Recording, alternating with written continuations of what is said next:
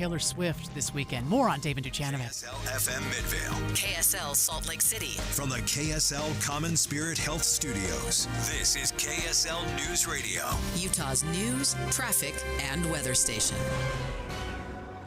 9 o'clock at KSL News Radio. I'm Amanda Dixon. Our top story this hour today will be a poor air quality day. Anyone sensitive to the air should keep an eye on KSL's Air Quality Network. Rumors are circulating that the Sundance Film Festival could be making its way out of Utah. The rumors stem from comments made by the Sundance CEO. She said Park City is beautiful and part of the festival, but it's very challenging. She added that accessibility and cost are causing some of the issues. It's a pretty remote area, and skiers, Ubers, and restaurant employees don't love the crowd. The increase in tourism can be difficult to maintain. Locals complain about the stress it brings to their public transportation system as well. Wait times for the bus were more than doubled this year. The CEO clarified that she does want to make it work, but negotiations are coming up. Alexandria Boniak, KSL News Radio. Our top national story this hour from ABC News. Tax season is here, and the IRS has some new free tools to help file returns. More from ABC's Trevor Ault. The IRS is officially accepting tax returns today, and there are some new tools at hand that can help you out. So the IRS is encouraging people to create an account for free at irs.gov. That'll give you some balance and some payment options. You can file for an extension if you have to, and they even have an interactive tax assistant there that can answer your questions if you qualify for a tax credit or a deduction or where your refund is. Refunds are expected to go up 10% this year. Your money at this moment, the Dow is off 31 points now. We're at 38,078. Coming up, highs will be in the 50s today and for much of this week. KSL weather is next. KSL News Time, 9:02.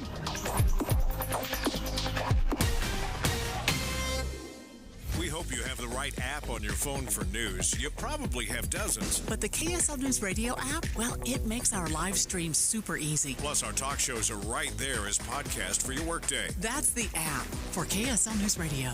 The IRS finally caught up with Louie. I hadn't paid my taxes in 8 years. I owe the IRS a lot of money. Louie was in deep trouble. We're going to take your house, put a lien on your bank account, garnish your pay. They don't care. They're going to take your paycheck. Louie found out about Optima Tax Relief, the leading tax resolution firm. A-plus rated by the Better Business Bureau, they've resolved over $1 billion for their clients. Optima Tax, they help me. They calm me down. They make me feel comfortable, and I trust them. Louie has a lot to be thankful for. I don't owe the IRS anymore, and I'm able to live a comfortable life, a lot better life. It was because of Optima Tax. For tax help you can trust, call Optima now for a free consultation. Take it from Louie. If you owe the IRS, don't go it alone.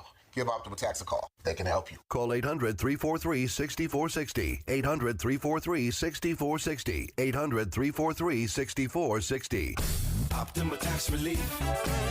Testimonial from an actual client. Some restrictions apply. For complete details, please visit OptimaTaxRelief.com. If there's a problem during your siding, gutter, or window installation project, most contractors will try to hide it, ignore it, or blame someone else. It's called passing the buck or turning a blind eye, or my favorite, finger pointing.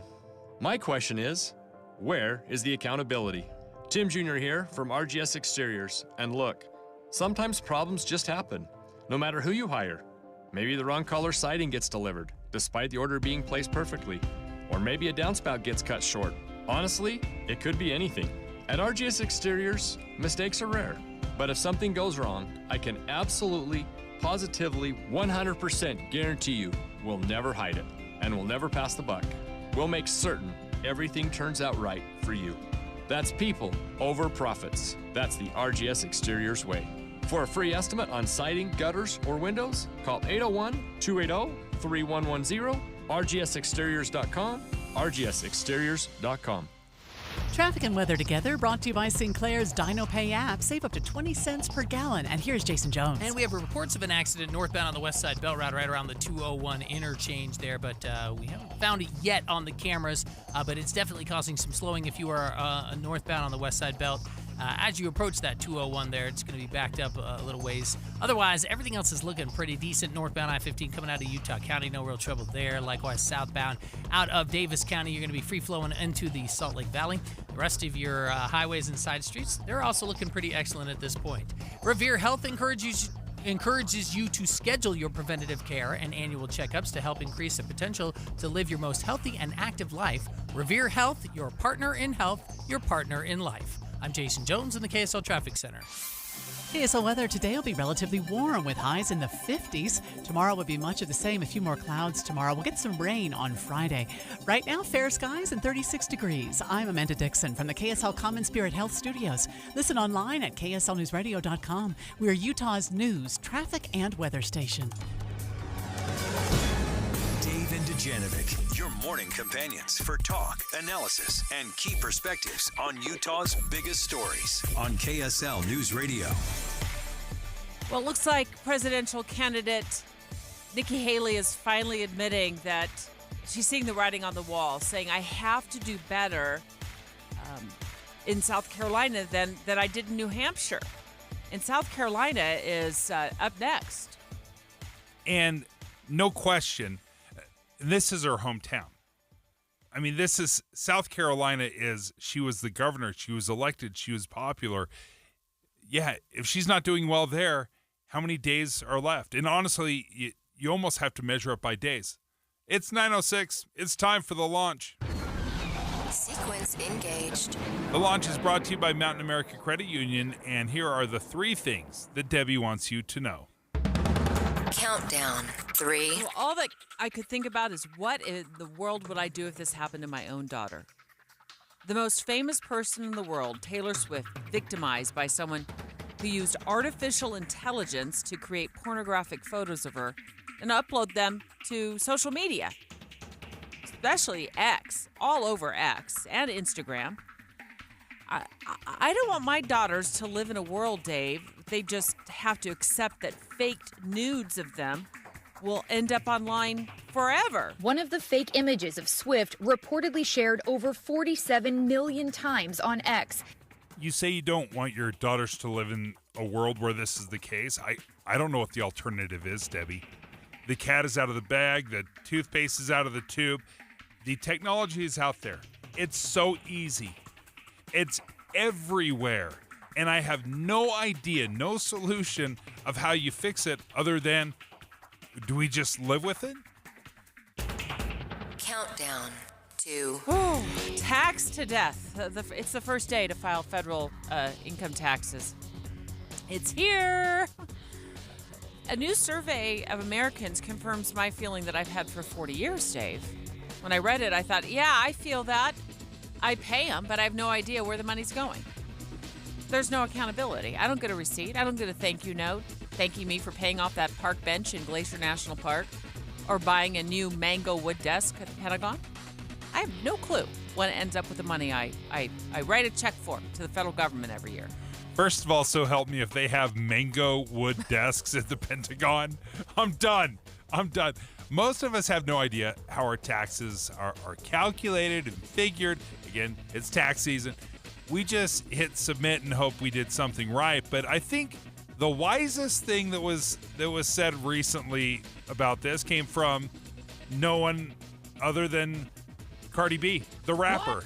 What is y'all doing with my money? I want to know. I want receipts. I want everything. I want to know. What are you doing with my money? That's a great question. I would love to hear that. What are you doing with my money? On the local side, our property taxes, we get a pretty good idea. Oh, it's going to water and sewer, things that directly affect my life. I have no idea where the federal government is spending my money. It just goes into a big pot, and they spend way more than they get. Launch countdown. 1. What shocks me most about our top story is I had no idea how little people pay when they get caught speeding in a school zone. A Utah lawmaker wants to crack down on this by upping fees. And to see them going through at 40 miles an hour, 45, I just keep thinking, what child can we afford to lose? I've looked at several cities, different states, all over the place, Debbie, as I was trying to research and figure out, okay, how are we doing compared to everybody else? The speeding in a school zone was only $20 more than a regular speeding ticket. What? How about that? In my county, where I live, Davis County, only $20 more if you get caught in a speeding in a school zone. I think we've danced around this problem for far too long. The chances that you're going to get caught speeding, not high. The fine's not that bad. So why change? Dave and Dujanovic. The launch. Commence. Eye on the Hill 2024. Special coverage with Dave and I think Dujanovic. the only way you're going to stop it, or at least slow it down, is to make it hurt where it counts the most. Let's just make the fine equivalent to your grocery budget for a month. How's that? Ouch. Right? Ouch. You'll think twice before you go 22 or 25 or 30 miles an hour in that 20-mile-an-hour school zone. There's a proposal on Capitol Hill that we're going to go in depth on right now. And the question is, how much would it increase school zone fines if you get caught speeding? Well, more than 5 times in some cases. KSL 5's reporter Daniel Woodruff spoke to a Sandy resident that got the wheels rolling on this bill. Woohoo! Every parent should be able to expect to send their kids to school and have them come home safely. Now, there is a state law, like a state minimum of what you have to charge for speeding. But counties can kind of adapt it to what they want it to be.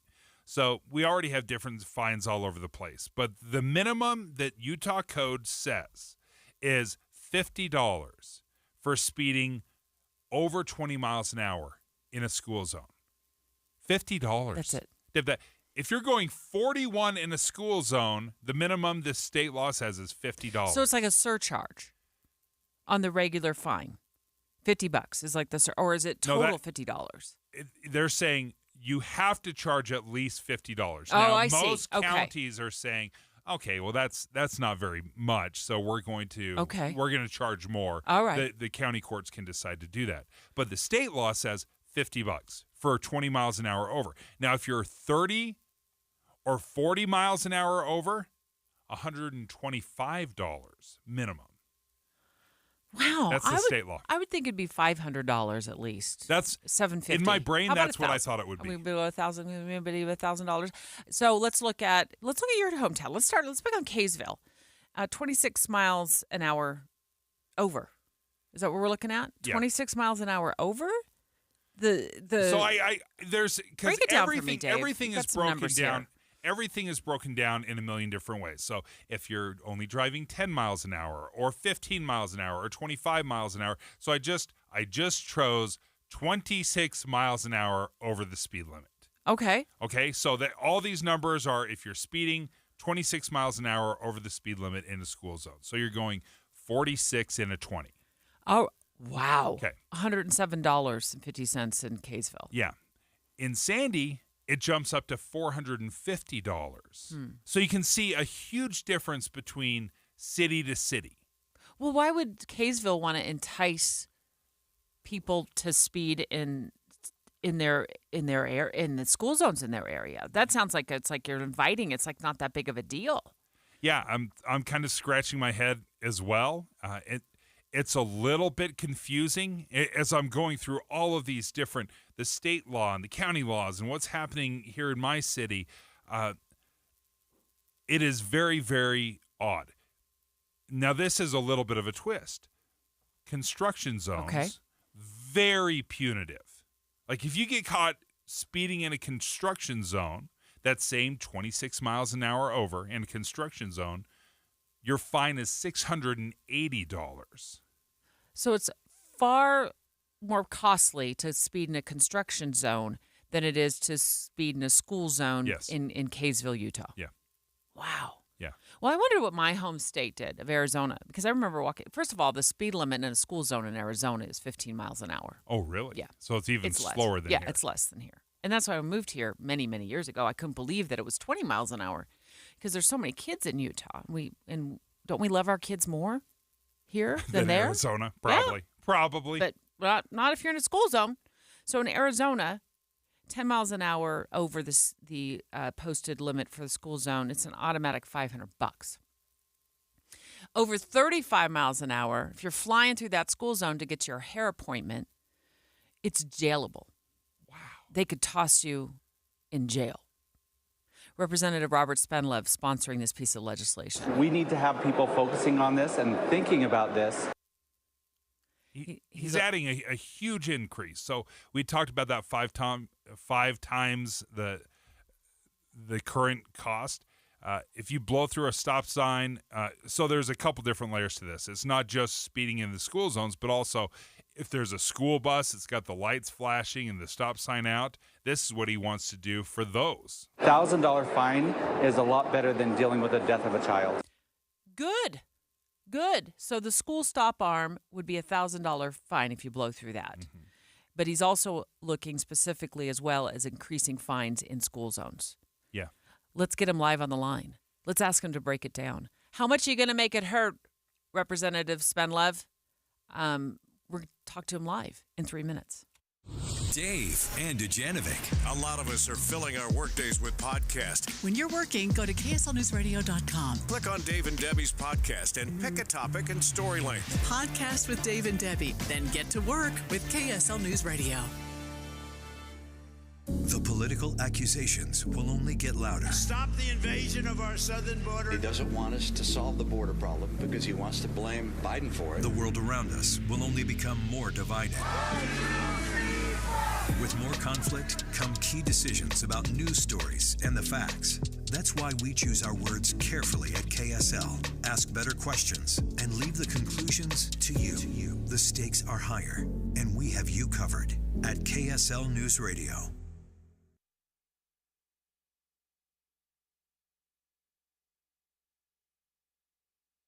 Hey, let me tell you, I've had my Kinetico water softener for a lot of years now. And one of the things I've just loved about it is I never have to think about it. It just works. The way the Kinetico water softener is designed, it's all mechanical, so it doesn't have any computers that can go out or short circuit because obviously you have salt and water in the area. Not great for electronics, and they recognize that. They said, we're going to design something that's mechanical. It doesn't need to be reset if the power goes out. You're going to get the same soft water 24/7.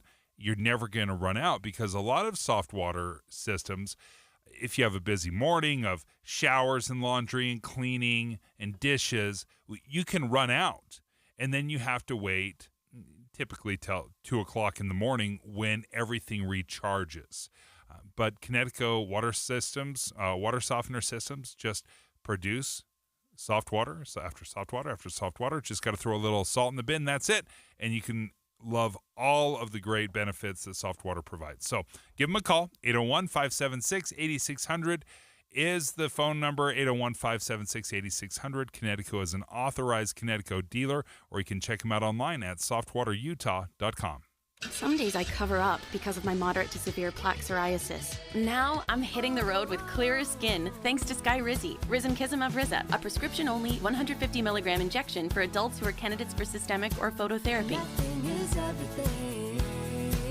With Skyrizi, 3 out of 4 people achieved 90% clearer skin at 4 months. And Skyrizi is just 4 doses a year after 2 starter doses.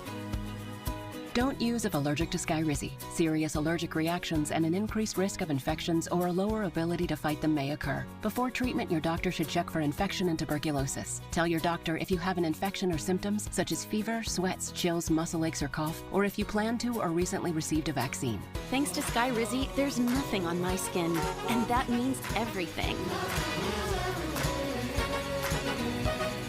Your doctor today about Skyrizi, the #1 dermatologist-prescribed biologic in psoriasis, and visit skyrizi.com or call 1-866-SKY-RIZI to learn more. Hi friends, Dan the Laptop Man here from PC Laptops. I get a lot of emails from people all the time. Here's one. Dear Dan, I hear your talk about a lifetime service guarantee. Free? Really? Please help me avoid all your fine print and be honest about what free means. You understand that we should be very wary of a free offer. Signed, Skeptical. Hi, Skeptical. I remember 22 years ago when we started PC Laptops and our lifetime service guarantee, people thought it was too good to be true. Well, after a decade, people started believing me a little bit. But it's been 22 years of having the privilege to serve our friends and neighbors like you.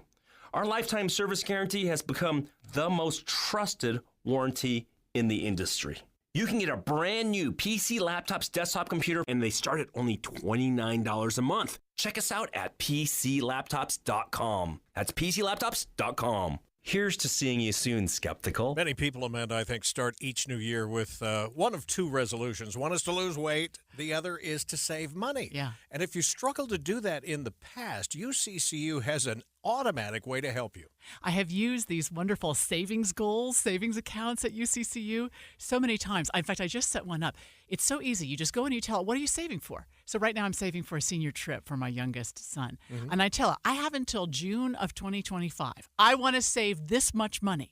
And then it will tell you, all right, well then every month or every other week or whatever you want to do, you have to set aside this much and it will automatically take it out of your savings account. You can have as many accounts as you want, name them whatever you want, and let's just say you want to save $600 this year. Right. $50 a month will automatically go in and you're reaching your goals. You haven't done a thing. This is the way to save money and not feel it, which is a way to be successful. So to get started, just log in to their online or mobile banking and click on any of the goals to begin. UCCU.com. Utah Community Credit Union. Love where you bank. With the 3 things you need to know this hour, I'm Amanda Dixon. First, Utah lawmakers are considering a resolution that would support Jazz owner Ryan Smith bringing a professional hockey team to Utah. Second, hundreds of packages here in Utah went up in flames this weekend after a delivery truck caught fire. And third, Utah shelters are seeing higher rates of pet abandonment. Right now it's 36 degrees in Salt Lake City. Back to Dave and Dujanovic on KSL News Radio. Dave and Dujanovic. Let's just send a clear message to drivers that speeding in school zones are they're going to cost you. It's going to hurt. Because right now, I just learned from Dave's research on this, is that fines are all over the map. For example, if Dave gets caught speeding in his hometown of Kaysville through a school zone, he's going to pay maybe about $100, $110. If I get caught down in the south end of Salt Lake County, closer to my hometown, I'm going to pay like $450. Why are we all over the map on this? Let's just send a clear message as a state. You speed in a school zone, it's going to hurt. We've been dancing around this problem about speeding in general for decades.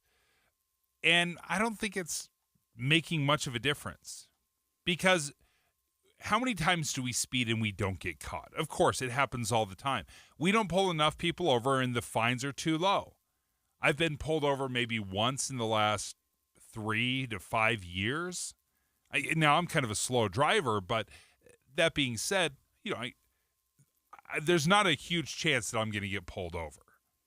So we take the chance. We speed, and if we do get a little slap on the wrist, it's $100 or so to pay the fine. Well, I do want to say that I think speeding through school zones, isn't that like cursing on your grandma's grave? Representative Robert Spendlove joining us live on the line. I mean, we should respect kids enough to slow it down in school zones and this 20-mile-an-hour limit. I don't understand why it's not even lower than that at maybe 15 miles an hour. But I'm willing to accept that if you can get this legislation through that will increase the fines. Well, and the bottom line is we've just neglected this area for a long time. It's been 27 years since we've updated this law. So if the police actually follow the current law exactly, there's a benefit for speeding in school zones. The fine right now is only $50. And so we want to take it up to $260, which would be double the fine for normal speeding. So if you think about when you go through a construction zone and it says fines doubled for speeding in construction zones, with this they can say fines doubled for speeding in school zones. So as I was trying to track all this, and it was quite the deep dive trying to figure out what everyone does, the state law, the state parameters, and then what is happening on the county level of what's actually being enforced, they're not the same. So is there a consistency problem here? That's exactly the problem. When the law isn't effective, then people just ignore it. And so because we haven't updated this law in so long, we've given the courts discretion to essentially ignore the law and impose their own fines place by place. And so this is saying, let's actually have an effective law that people can follow. Representative Robert Spendlove live on the line. He's pushing through or trying to push through new legislation that would increase the fines for speeding in school zones, and we're talking specifically about school zones. We also know that your legislation would impact people who speed past the stop arms on school buses, but we wanted to focus on the school zones this morning because my personal feeling is it's like fish in a barrel. I mean, there's tons of people who speed through school zones every day, and they just luck out and don't get caught, but they risk the lives of children who are crossing the street. I guess I'm confused a little bit, Representative, which isn't too unusual for a Monday morning. Would this be a $260 surcharge on top of the regular fine for speeding? Or if you get caught speeding in a school zone, it's just one lump payment of $260 that you're going to owe? Yeah, that's a great question. And so right now it's either or. Either they follow the existing speeding fine schedule, or they follow the school zone fine schedule. So it's either 120 or 50. So that's where it's just become completely ineffective. So this would say the minimum fine for speeding in a school zone is $260, and then it goes up after that. It goes up to as much as $760 if you're 40 miles. So if you're going 60 miles an hour in a school zone, it's going to be $760. And then it increases for the second offense and for additional offenses. How did you come up with the $260 fine? So, and it was very specific. It matches the existing fines in speeding in construction zones. And so my thought there was, we value construction workers. We know that they're in a dangerous area. And so we have a very high fine for speeding in a construction zone. Let's have the same kind of fine for school zones because we value our kids as much as we value construction workers. How's the support looking on Capitol Hill to get this pushed through this session? It's looking good. It's still it's been introduced. It's in the Rules Committee. We're just waiting for it to be assigned to a standing committee. But I feel really good about it. I think it makes a lot of sense. As we were discussing this, we've seen some cities, counties that have very, very stiff penalties. In fact, looking in Sandy, it was $450 if you were caught going over, I think, 20 miles an hour. So there have been some very stiff penalties that are out there. Is there a county or an area that is particularly lax that concerns you?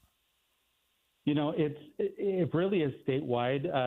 I did a quick search of where we've seen these in the last year, and I found Layton, Delta, Magna, Contwood Heights, Saratoga Springs, Heber City, Salt Lake City, St. George, Logan, and Lehigh have all had kids get hit by cars in the last year.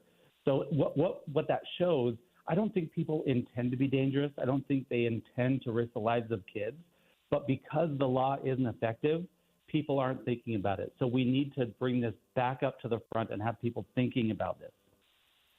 Well, we appreciate you joining us, Representative Robert Spendlove. I want to go over those fines again. So it would be $260 all the way up to $760. I think you could go as high as $1,000. Like if you're going 40 miles an hour or over in a school zone, $1,000 minimum. And absolutely, let's just go for it. Let's just get these fines in place to where it's really going to hurt and make people think twice about it. 30 to 39 miles an hour over would be $420, and 21 to $29 an hour would be $260. Where it gets tricky, Debbie, and it's kind of an eye-popping number. We think, can you imagine somebody going 60 miles an hour in a school zone? In some of rural Utah, you may have this, where you have more open spaces and you might have a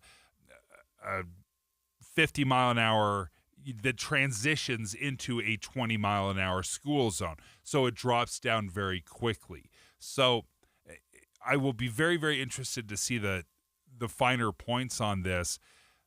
But that being said, if you know that it's going to cost you $750 if you get caught in a school zone, speeding in a school zone, and that is broadcast and everybody knows that's what it's going to cost, then I think that changes behavior. That is too much of a risk to even, no matter what kind of a rush you're in, you would pay attention and slow down. Okay, Representative Spenlove, we hope you still have your ear to the radio because we put this poll at kslnewsradio.com. So you can go ahead and go to our poll right now at kslnewsradio.com. It's on the right side of the webpage. It says new legislation would raise the fine for speeding in a school zone from $50 to $260.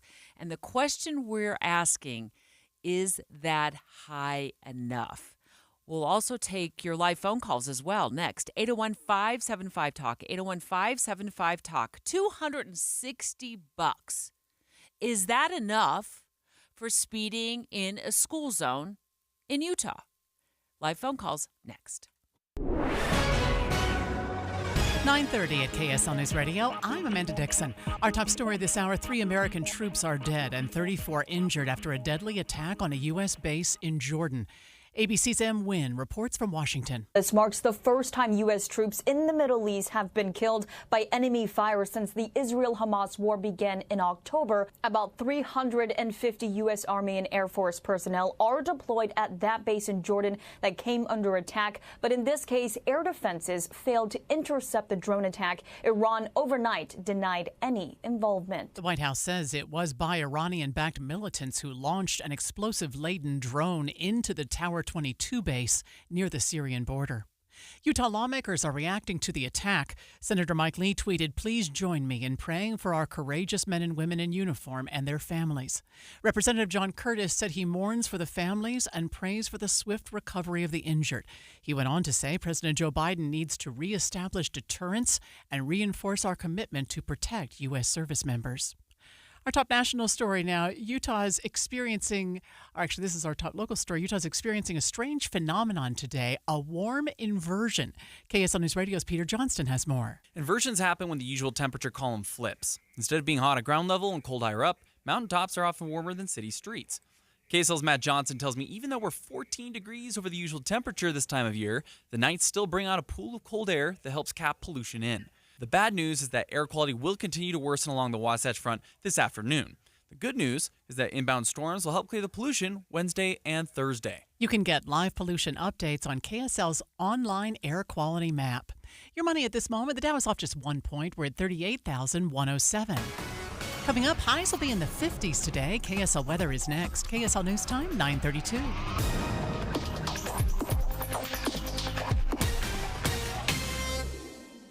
It's a priority for us at this station to bring you all sides of a story and to talk about the news fairly, completely. Get all the facts and be really aware. Utah's Morning News with us, Tim and Amanda. Weekday mornings 5 to 9 on KSL News Radio.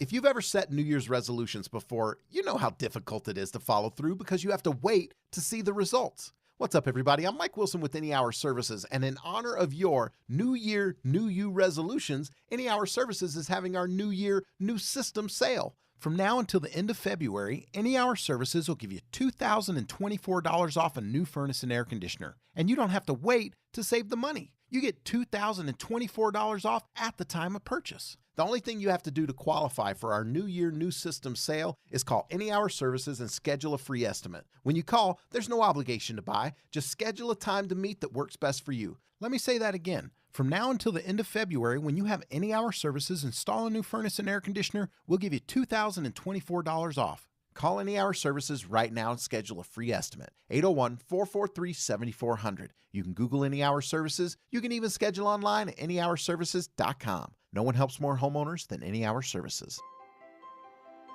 The Management Minute is a service of the MBA program in the John M. Huntsman School of Business at Utah State University. I'm Professor Scott Hammond. If you spend thousands of dollars and years of your life becoming a knowledge worker, I have some news for you. It's not over. Depending on your specialty, knowledge has a short shelf life. If you want to retain or increase your value, you'll need to keep learning for the rest of your career. Research today shows that most knowledge workers spend 20 to 25% of their time learning, and much of that learning occurs with work teams and other colleagues. That's more than one day in every work week spent in formal or informal learning. Learn how to learn better with an MBA from Utah State University. Go to utahstatemba.com. That's utahstatemba.com. I'm Scott Hammond. Hope to see you in one of our classes. It's only a minute of news. How long could it take? I do a lot of surfing late at night. I'm looking at all my favorite internet sources, Wall Street Journals, New York Times. People throw me ideas, but when I sit down in the morning and it's time to write, it has to resonate with me. I have to have something to say about it. It is my minute of news. Jeff Kaplan's Afternoon News, 3 to 7 on KSL News Radio.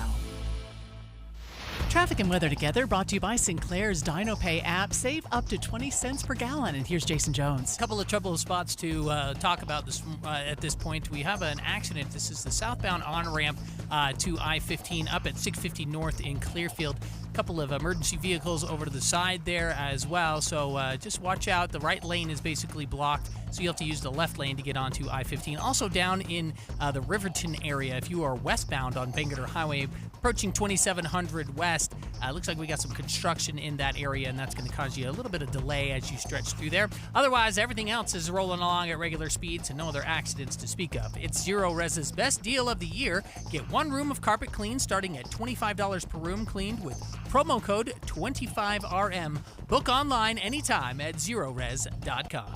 I'm Jason Jones, KSL Traffic Center. KSL weather. Today will be relatively warm with highs in the 50s. Tomorrow will be much of the same, but a few more clouds, and we won't get rain, though, until Friday. Right now, sunshine and 37 degrees. I'm Amanda Dixon from the KSL Common Spirit Health Studios. Listen online at kslnewsradio.com. We're Utah's news, traffic, and weather station. Dave and Dujanovic, your morning companions for talk, analysis, and key perspectives on Utah's biggest stories on KSL News Radio. Increasing the fines for speeding in school zones. One Utah lawmaker is pushing new legislation that would increase them significantly. And this is really a perfect topic to launch a new feature we have on our KSLNewsRadio.com webpage. So go there now on the right side. Every day you'll see a new poll, and today we're asking you not only to call in as always, but also take that poll. Is $260, increasing the fine from $50 to $260, is that high enough? Well, I'll tell you, of course, the $50 that it is right now, that's the minimum. Of course, that's too low. It hasn't changed in 25 years. So I pulled up the Davis County courts and was looking at how much does a regular speeding ticket cost, and then how much does a school zone speeding ticket cost. The school zone's only $20 more. It's $130 for a speeding ticket. It's $150 for a school zone. Like that just doesn't seem like much of a difference. Like it doesn't change things that much from a school zone. Well, we've danced around this, as you've said, for way too long. Yeah. Like it's been a quarter of a century since we've really dropped the hammer on speeding in school zones. Taking your live phone calls is $260 enough. Now the fines go up the more the higher your speed, all the way up to $760. But I don't think $260 as a starting point is enough. Well, let's get to we have a traffic attorney on the line, Joseph from Farmington. Good morning. Good morning. So do you defend people who get speeding tickets, or do you prosecute them? No, I defend them. Okay, so is $260 enough? The approach is actually wrong. Something that hasn't been brought up here is that speeding in a school zone is already a Class C misdemeanor. If a judge feels that someone speeding in a school zone is egregious, they can lock them up for up to 90 days in jail. Now, that's a huge distinction from just your typical speeding ticket. Typical speeding tickets, yeah, you're talking about a fine. But with this particular case, they can literally go to jail for that. And so I just think the approach that's being listed here is absolutely wrong. So how many of your clients get thrown in jail for this? None of my clients get thrown in jail. Because, again, having an attorney is a bit of a rarity in traffic court. But the issue here really, I think, is one of notice. I don't think anybody intentionally speeds in a school zone. I think that they just don't see the flashing lights. Maybe they're distracted. Maybe something's going on. But I don't think there's any intention. I mean, from what I've seen, people I didn't realize it was a school zone. I mean, you look at society. We live amongst a lot of great people here in Utah. And I just don't see anyone just saying, "Oh, I'm in a school zone, but I'm in a hurry, so I'm going to go 40 miles an hour and a 20." I just think that's detached from reality. I do agree. I think I would like to see better markings, like to have a better understanding of when we are entering a school zone. Because so often, I'll tell you, just in my own neighborhood, it is school zone. The flashing lights happen, and I'm at the school, right? It is a very narrow window, and it goes from 35 miles an hour down to 20 in an instant. I'm not so willing to run to the defense of speeders through school zones because I think that defense is used by everybody. I just didn't see that the posted limit was 70 miles an hour on the freeway. They say, "Oh, I didn't see that there was a school zone." You can see somebody standing there in a yellow vest, and you can see these lights flashing, and you generally know where school zones are and when, school is, kids are walking to school and leaving school. So I think that is a universal excuse for most drivers when they do anything wrong. I would agree. But there is a problem with school zones in general. The flashing lights, at least in my area, they have to be manually turned on. So if somebody forgets, or in our spot, it is the crossing guard who's responsible for turning these on. So, they have to remember to do it. You have to see them. We've got lots of calls lined up. Representative Robert Spendlove just calling the show moments ago to tell us why he is pushing this legislation that would up the fine in school zones to $260. But if you're going 40 miles an hour or more, it's going to get a lot higher than that. It really is statewide. I did a quick search of where we've seen these in the last year, and I found Layton, Delta, Magna, Cottonwood Heights, Saratoga Springs, Heber City, Salt Lake City, St. George, Logan, and Lehigh have all had kids get hit by cars in the last year. So what that shows... Taking your phone calls, Kevin in South Jordan, what do you think about the fines? I think fines and penalties across the board should be raised. I'm a truck driver by trade, and the nonsense you see on a regular basis is just ridiculous. Yeah, I agree. I think the crackdown, we're not doing a good enough job cracking down on just any traffic violation. Do you see it more so in school zones, Kevin, when you're driving truck?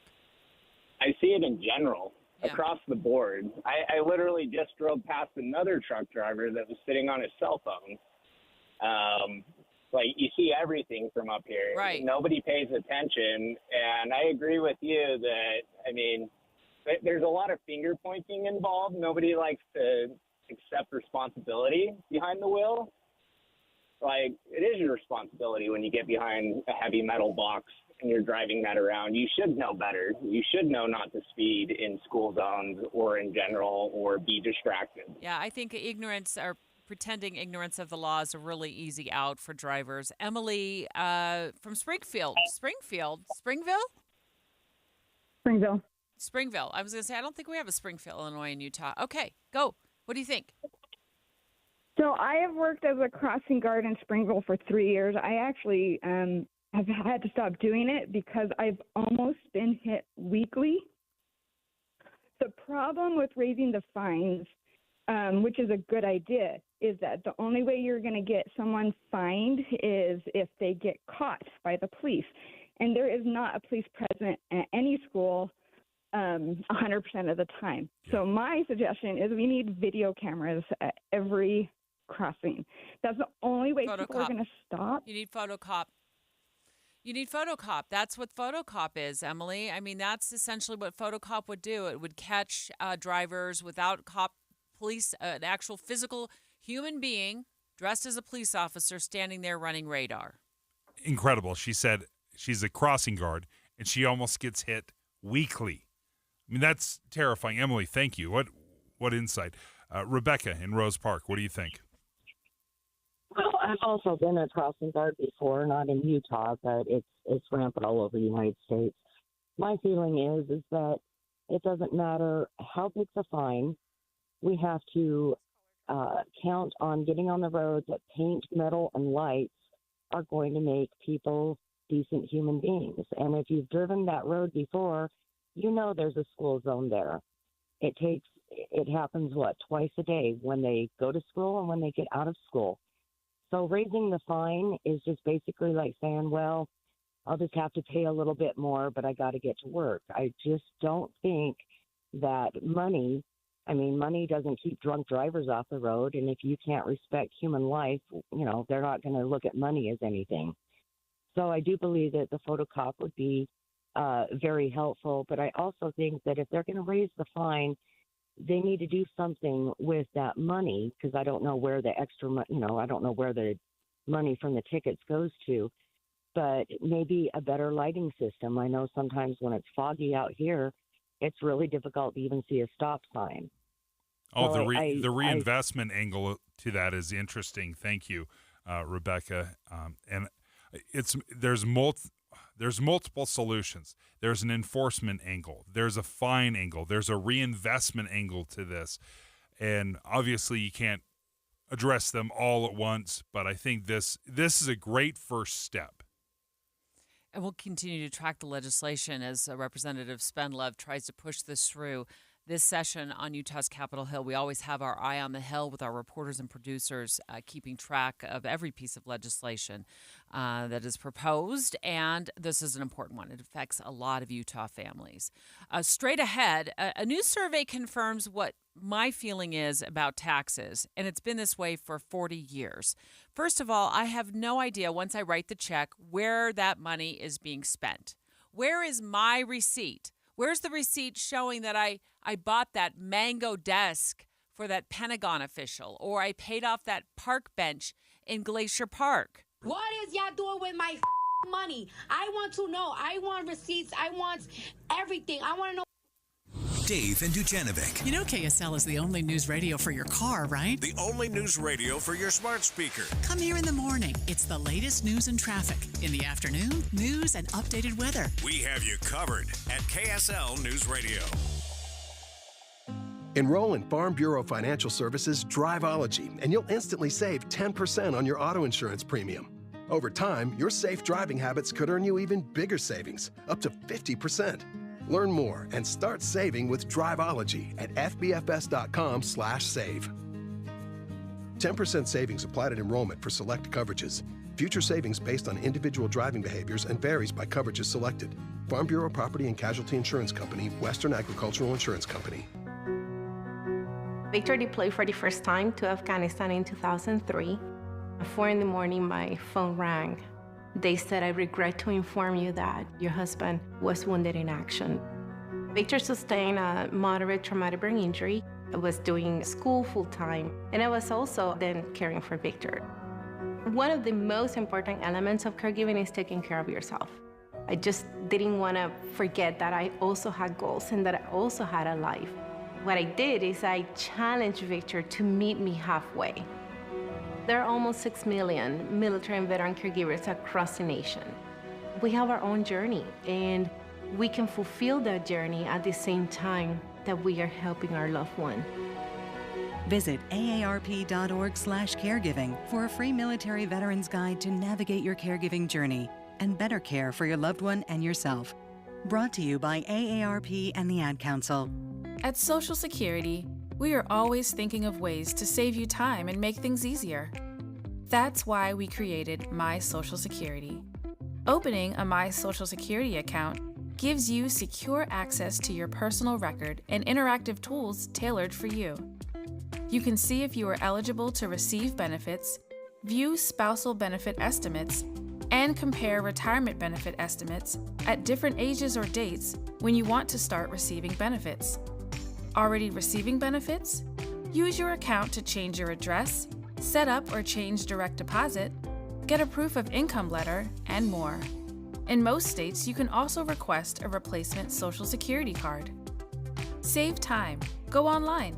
Open a My Social Security account at ssa.gov/myaccount. Social Security, securing today and tomorrow. Produced at U.S. taxpayer expense. Most of us like to be out in the sun. That's why sunscreen and other safety measures are key to protecting your skin from aging and cancer. The FDA recommends using a sunscreen with an SPF of 15 or higher. Also, look for broad spectrum on the label. That means both harmful ultraviolet A and B rays are blocked. Remember, SPF plus broad spectrum equal healthy fun in the sun. Visit www.fda.gov/sunscreen for more information. A message from the U.S. Food and Drug Administration. Two friends taking pictures of the rising full moon on a summer night. Two teenage kids doing what teenage kids do. When a stranger with a gun and a death wish changed everything. It was violent, it was senseless, and I will never understand it, I will never accept it. I'm Amy Donaldson, and unfortunately, we're all too familiar with stories about how violence shatters lives. But what we rarely see is how they are rebuilt. In a new podcast, The Letter, we relive tragedy, but only so we can hear the rest of the story. The struggle to reclaim lives, the realities of grief, and the possibilities of forgiveness. I believe in miracles. Sometimes I thought, there are no miracles. Yeah, there are, and this is a big one. Follow The Letter at theletterpodcast.com or wherever you get your podcasts. With the 3 things you need to know this hour, I'm Amanda Dixon. First, Tim Ballard, the founder of Underground Railroad and the center of a sexual assault investigation, has been invited to be a speaker at this year's Conservative Political Action Conference. Second, there's going to be a greater risk for rock slides along our canyon highways because of our freeze-thaw cycle we're seeing right now. And third, the numbers show child care costs are getting more expensive than college tuition. Right now, it is 37 degrees in Salt Lake City. Back to Dave and Dujanovic on KSL News Radio. Dave and Dujanovic. Well, it stood out to me in this poll that came out in this, very first day of tax season. Happy tax season. We can file our taxes starting today, our federal taxes anyway. Is that we don't really know what in the world our taxes go for. And the farther we send the check, the further away we send the check, so we're sending the check to D.C., the less we know about what in the world our money is getting used for. I think there's also a problem. We don't know what tax goes where, because we kind of lump all taxes and blame the federal government, when the vast majority of the taxes that Utahns are paying are state and local taxes. We pay far more in state and local taxes on average than we do federal taxes. Well, you're getting ready probably to write a tax bill because you've lost a whole bunch of deductions. Oh, my goodness. All my children How do you keep feel growing about up. it when you send that check? Well, first of all, I don't pay a lot of federal taxes. I've had so many deductions over the years. I get a lot of my federal tax money back. So yeah, now that I'm losing all my deductions because my kids are growing up, it stings. Yeah. I mean, I think it's going to get worse for you because you're losing more deductions. Yeah. Among those who pay federal taxes, half say they would prefer having fewer government services if it meant reducing their tax burden.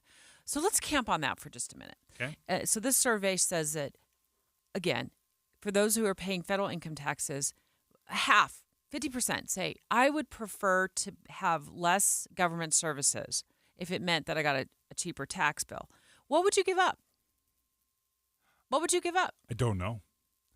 Because I don't know what I'm being provided. If I had a list of things, but right off the top of my head, to be honest, Debbie, I'm not quite sure what service I would or wouldn't give up. Because off the top of my head, I think, well, I've got to have roads. I've got to have potholes filled. Of course, I'm not going to give up some of that stuff. Trash service? Trash service, right? Yeah, you need that. That's you can't local. go to the landfill every week. Right. Yeah. Would you give up national parks being kept up? Museums, national parks. Would you give up museums? Yeah. I don't go to museums. But you're paying for them. But like I'm certainly paying for them. If you went to Washington, D.C. next week with your family, you could get into the Smithsonian museums. I think there's 5 of them, 6 of them for free. I've done this, except it's not really for free. They give you the hard sell of, we're accepting donations at $30 per person. Please drop your money here. Mm-hmm. So, sure, they are quote-unquote free, but they give you the pretty hard sell. But for the most part, most things in like Washington, D.C. are free. a lot of things you can go to for free there. You can go see, the Lincoln Memorial, the Washington Monument, be on the mall for free. You can go to the museums for free. You can go see the bed where, Lincoln was taken to after he was shot at Ford Theater for free. There's a lot of stuff that we get for free. What if we just made that a pay-per-view kind of a thing? Absolutely. If you walk in, yeah. So you eliminate all the free stuff. They've kind of done that with the national parks, right? I buy an $80 a year park pass. When I'm a senior citizen in the next few years, I think it's going to be like super cheap. I'm super excited about that. But what if we actually paid for the full value of what we're getting out of the national park? Because I don't feel like unlimited use of all national parks across the United States is the actual face value of that is $80. No way. It's probably more like $800. Yeah. If I paid per time I went in. Would you pay $800 to go through Arches? No. But we would absolutely drop $800 on Disneyland. Yeah. Because that's what it costs. We've just become very accustomed to paying for certain things and not for others. But on a vacation, if you go to Disneyland or if you go to SeaWorld, you'll drop $1,000 without even thinking.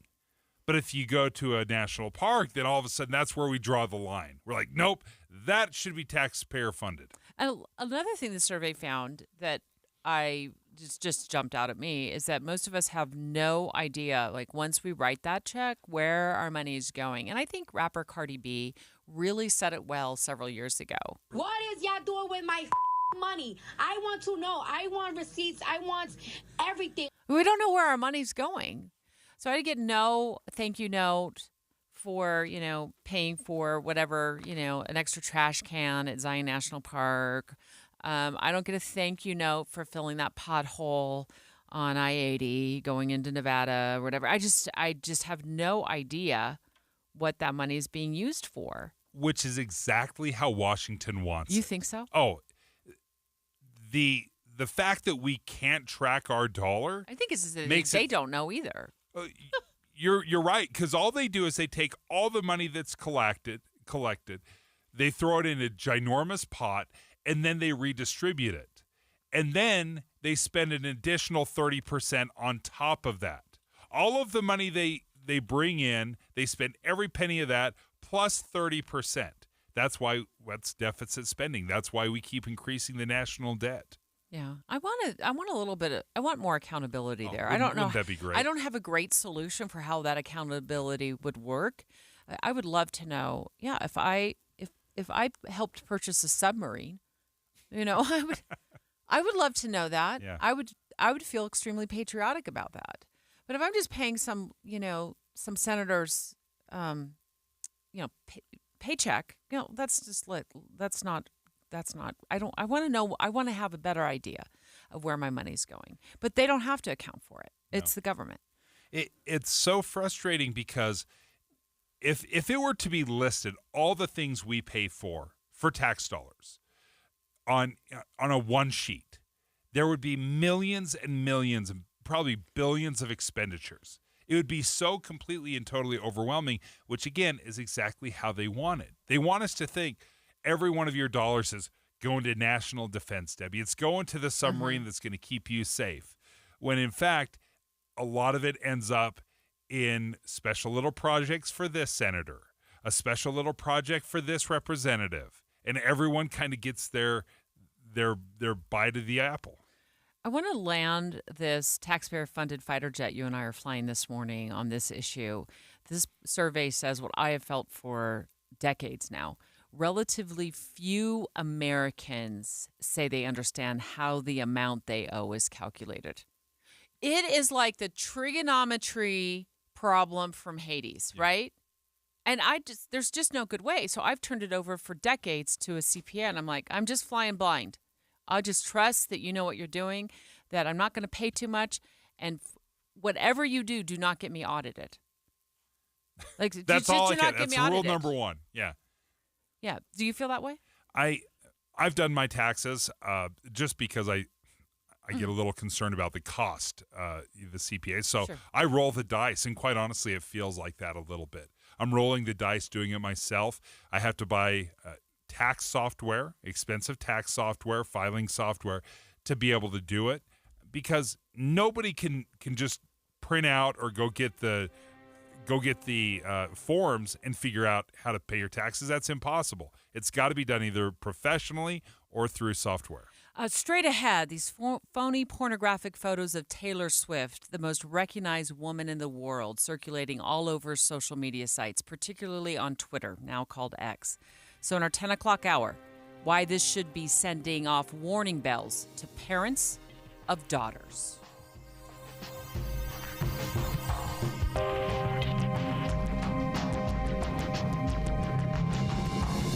KSL FM Midvale. KSL Salt Lake City. From the KSL Common Spirit Health Studios, this is KSL News Radio.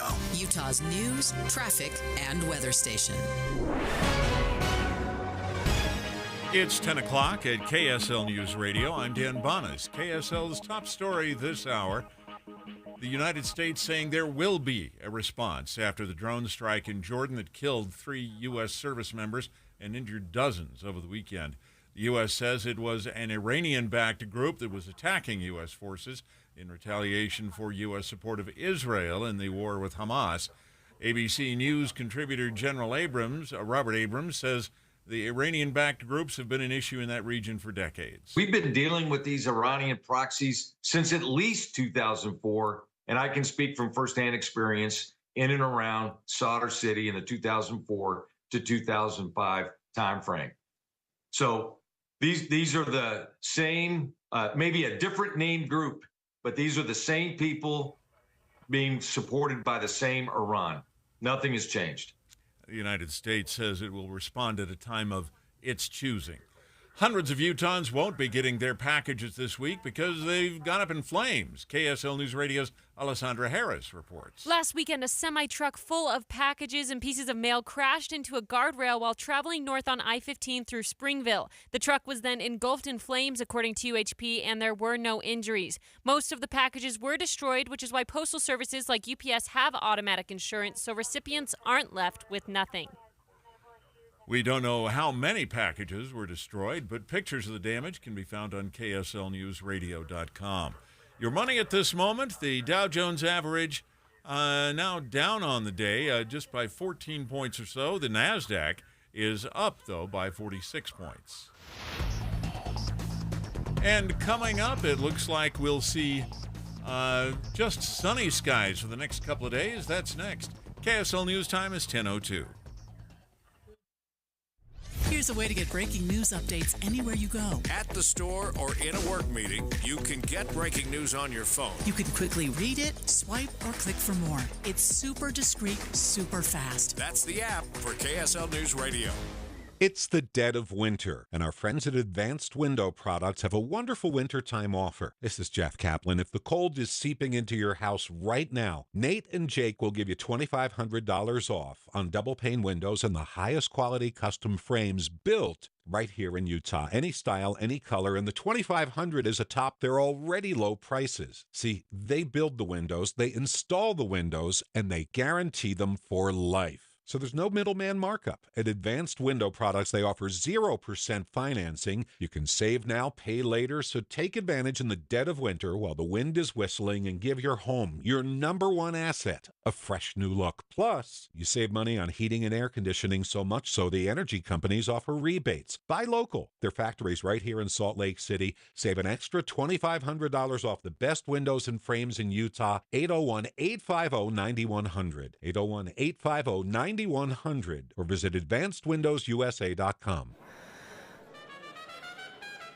Denise has been playing jazz for 40 years. Last concert, one of the musicians fell sick with RSV. Respiratory syncytial virus, or RSV, is a highly contagious virus that can lead to breathing problems. This time, she's choosing to help protect herself with Pfizer's RSV vaccine, Abrysvo. Abrysvo is a vaccine for the prevention of lower respiratory tract disease caused by respiratory syncytial virus, RSV, in adults 60 years of age and older. Abrysvo is not for everyone and may not protect all who receive the vaccine. Don't get Abrysvo if you've had a severe allergic reaction to its ingredients. People with a weakened immune system may have a decreased response to Abrysvo.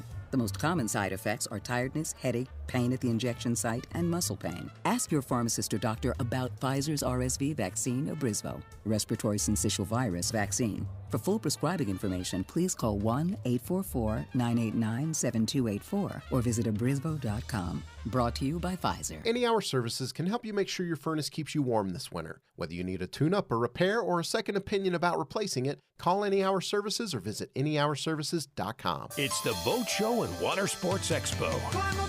Time to buy the boat of your dreams. February 1st through the 4th at Mountain America Expo.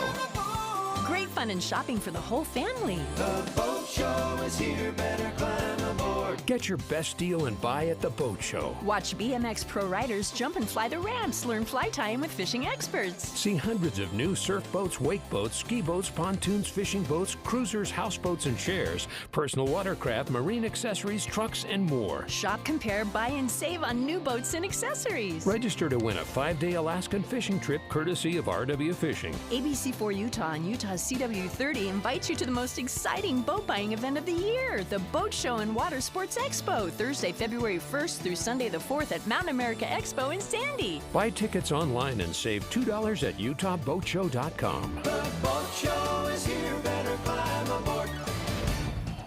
Traffic and weather together, brought to you by Sinclair's Dino Pay app. Save up to 20 cents per gallon. Here's Jason Jones. And we have reports of an accident southbound on the east side belt at about 3900 south. It says the left lane is closed. Can't find it on the cameras, but you definitely want to use caution as you pass through that area. So far, it's not really causing any delays, so you shouldn't have to worry too much. Just keep an eye out. And then, of course, we still see the construction. If you're westbound Bangor Highway approaching 2700 west, that's going to cause you some minor delay through there. Everything else, though, is still moving swimmingly along. No problems on I-15 north or southbound along the Wasatch Front. It's Zero Res's best deal of the year. Get one room of carpet clean starting at $25 per room with promo code 25RM. Book online anytime at zerores.com. I'm Jason Jones in the KSL Traffic Center. KSL weather, we'll see sunny skies, warm temperatures through the first part of the week. A weak inversion will impact our air quality, and then showers move into Utah on Friday. And right now, we're at 37 degrees with sunny skies. I'm Dan Bomas from the KSL Common Spirit Health Studios.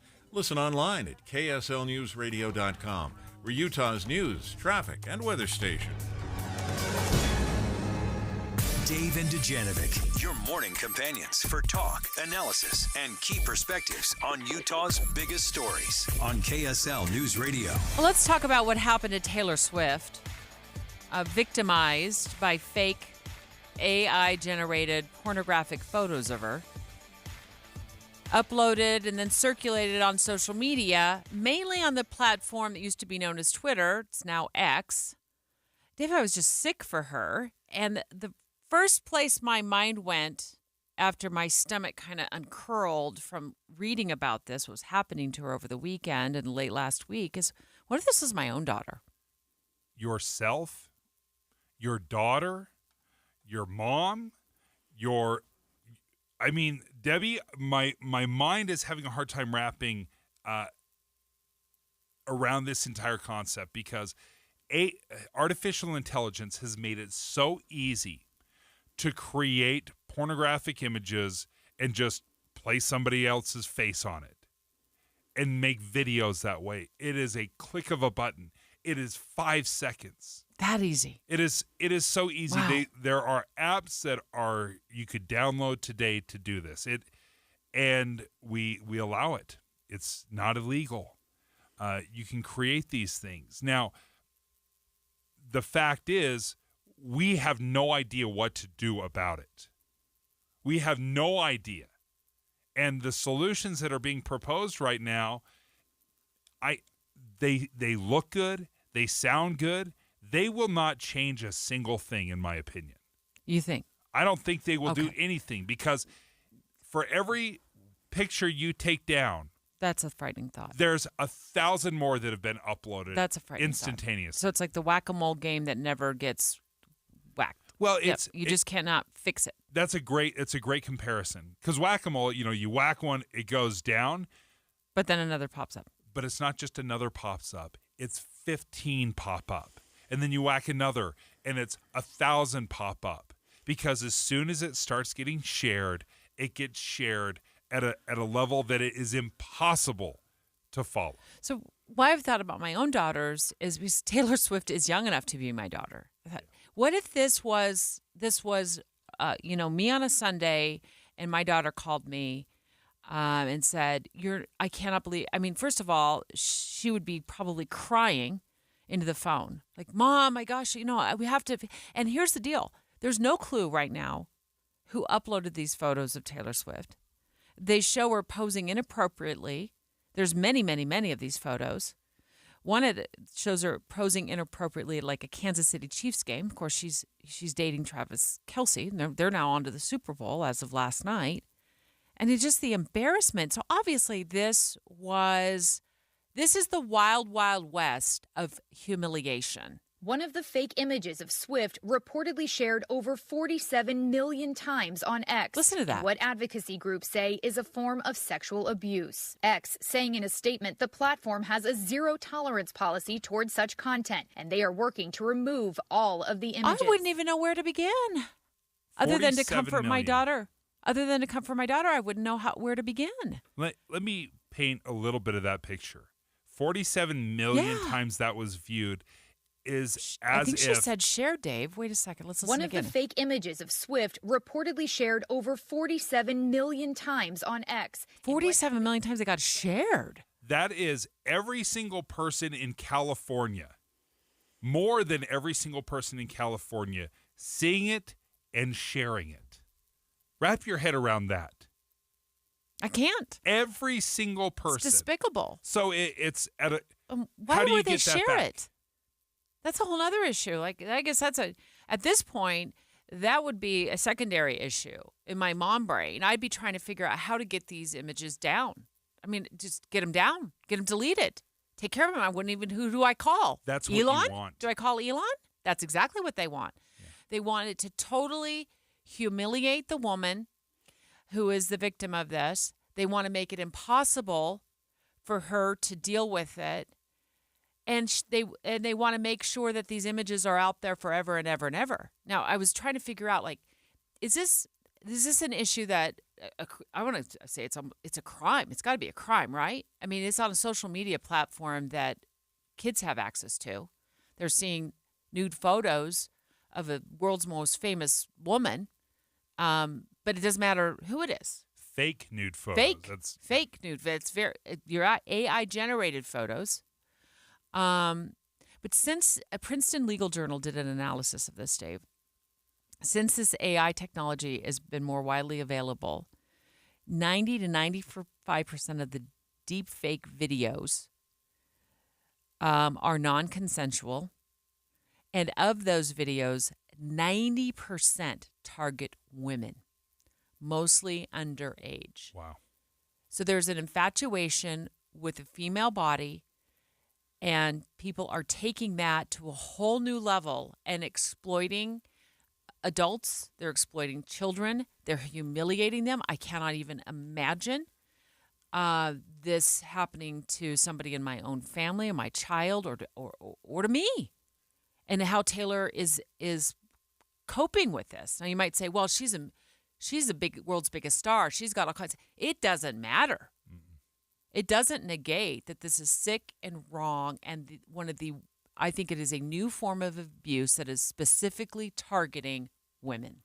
And the technology has been around for a very, very long time. In fact, you could go back to the 80s when Photoshop was first developed. And you could go in, but you needed some level of expertise to be able to make these kind of photos believable. Right now, the technology has gotten so good. Again, it is the click of a button. You don't need any expertise whatsoever. You just have to be able to download an app. And what this artificial intelligence will do is it will either just grab your face and place it on somebody else's. It will generate it from nothing. You can click a button of just a picture that you will post on your Instagram. That's totally appropriate. You can click a button and it will remove your clothes. A click of a button. And it will just... Like the clothes I'm wearing? The clothes you're wearing. You could just post something, hey, I'm out here, I just take a picture with my family. A click of the button would remove all the clothes because that's what the application will do. Now, the better question is, what do we do about it? We know the technology is out there. We know the harm that is being done. It's terrifying to even think that technology is out there. So what laws are in place? What can we do to stop this? Well, in a few minutes, I want to go more in depth, talk, mom to dad here about, is this something we need to sit down with our kids? I think this is a wake-up call for parents, and we need to be talking to our kids about it. Like, this could happen to you. I hate to say that to them. We want our kids to maintain their innocence for as long as we possibly can, right? I mean, we don't want to have these hard, difficult conversations with them that, hey, somebody might victimize you and put fake naked photos of you through no fault of your own on the internet, and they might be there forever and ever. So I want to talk to you in just a few minutes, Dave, about how we approach this with our own daughters, because we know it mostly targets women and girls. We know that from a study from Princeton. So this is a wake-up call for parents of daughters. But straight ahead, Senator Mike Lee, to your point, is proposing legislation to deal with fake naked photos or non-consensual photos that wind up in the internet. But I've read through his legislation, and in my view, it doesn't go nearly far enough and wouldn't have anything at all to do with what happened to Taylor Swift. Dave and Dujanovic. Dave and Debbie go out of their way to make sure you hear all sides of a story. They're working the phones to get several viewpoints on for you. Hi, it's Tim and Amanda. We get you the full story, too. We have you covered on KSL News Radio. You'd probably love some Utah Jazz tickets. Am I right? Through traffic all the way to the finish line and let it up and in. KSL wants you to go see the Jazz Sixers game. Listen to Tim and Amanda Wednesday and Thursday morning for your chance to win Primo Jazz tickets Wednesday and Thursday on Utah's Morning News on KSL News Radio.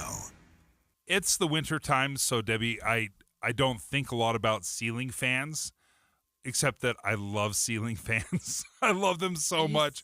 But they're a little intimidating for me to do the electrical work myself. That's why I think if you want something done, you can give a call to Master Electrical. Yeah, I use my ceiling fan every single night. Every single night, my ceiling even in fan the is winter. on, even in the winter, just need a little breeze. Circulate some air. Master Electrical has upfront pricing. Bids can be horrible. They can be a bad experience. They're sometimes just guessing games. You really don't know what you're going to pay at the end of the job. But what I love about Master Electrical's approach to dealing with their customers is they have upfront pricing. It's guaranteed. The price they give you up front is the price you pay when the job is done. And they serve everyone from Logan to Santaquin. They're always open, so if you have an emergency, you can call them for that as well. It's not just ceiling fans either. Smoke detectors, generators, batteries, EV chargers. Yeah, and if you want to add more light to your living room or your kitchen, they can consult. They can help you out. They can let you know, oh, you know what? You may want to add it here, but not there. They are the experts, so give them a call, 801-543-2222. That's 801-543-2222. And you can always check them out online at masterelectrical.com. This Friday, join KSL News Radio and NPS from 10 to 1 as the movie show stops by. Then, browse and uncover what makes NPS so great. With 4 locations, NPS takes a new inventory every day. Then, they check all competitors' retail pricing before marking items down 20 to 70% off. You're invited to visit the movie show this Friday from 10 to 1. And that's the first step to discovering NPS. Visit npsstore.com to begin your own NPS adventure. npsstore.com. When it comes to vaping, the truth can get clouded. So let's make it clear. Vaping is not safe for kids, teens, or young adults. It's just not.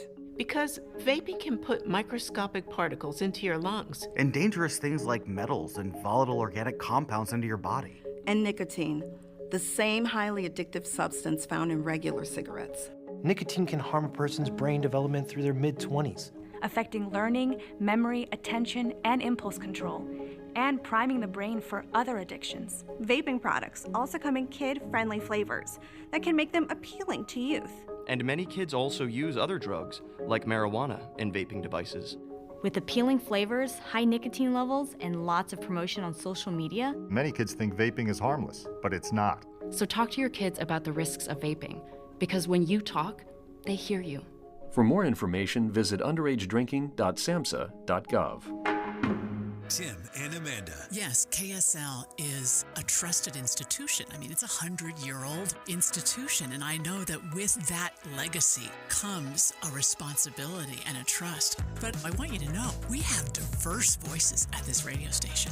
Young people, we have people of all different ages, of all different cultural backgrounds, who put their 2 cents into what stories we cover from day to day. We also are young in terms of our employees. When I've been kicking around the Salt Lake City market for 40 years, I felt like I needed a decade of radio under my belt before I even attempted to climb that mountain.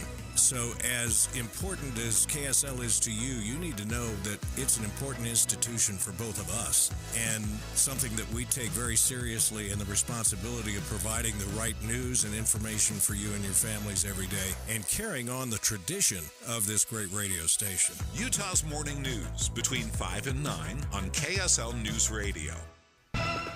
With the 3 things you need to know this hour, I'm Dan Bonas. First, the United States is promising a response after a drone attack killed 3 Americans and wounded more than 30 over the weekend in Jordan.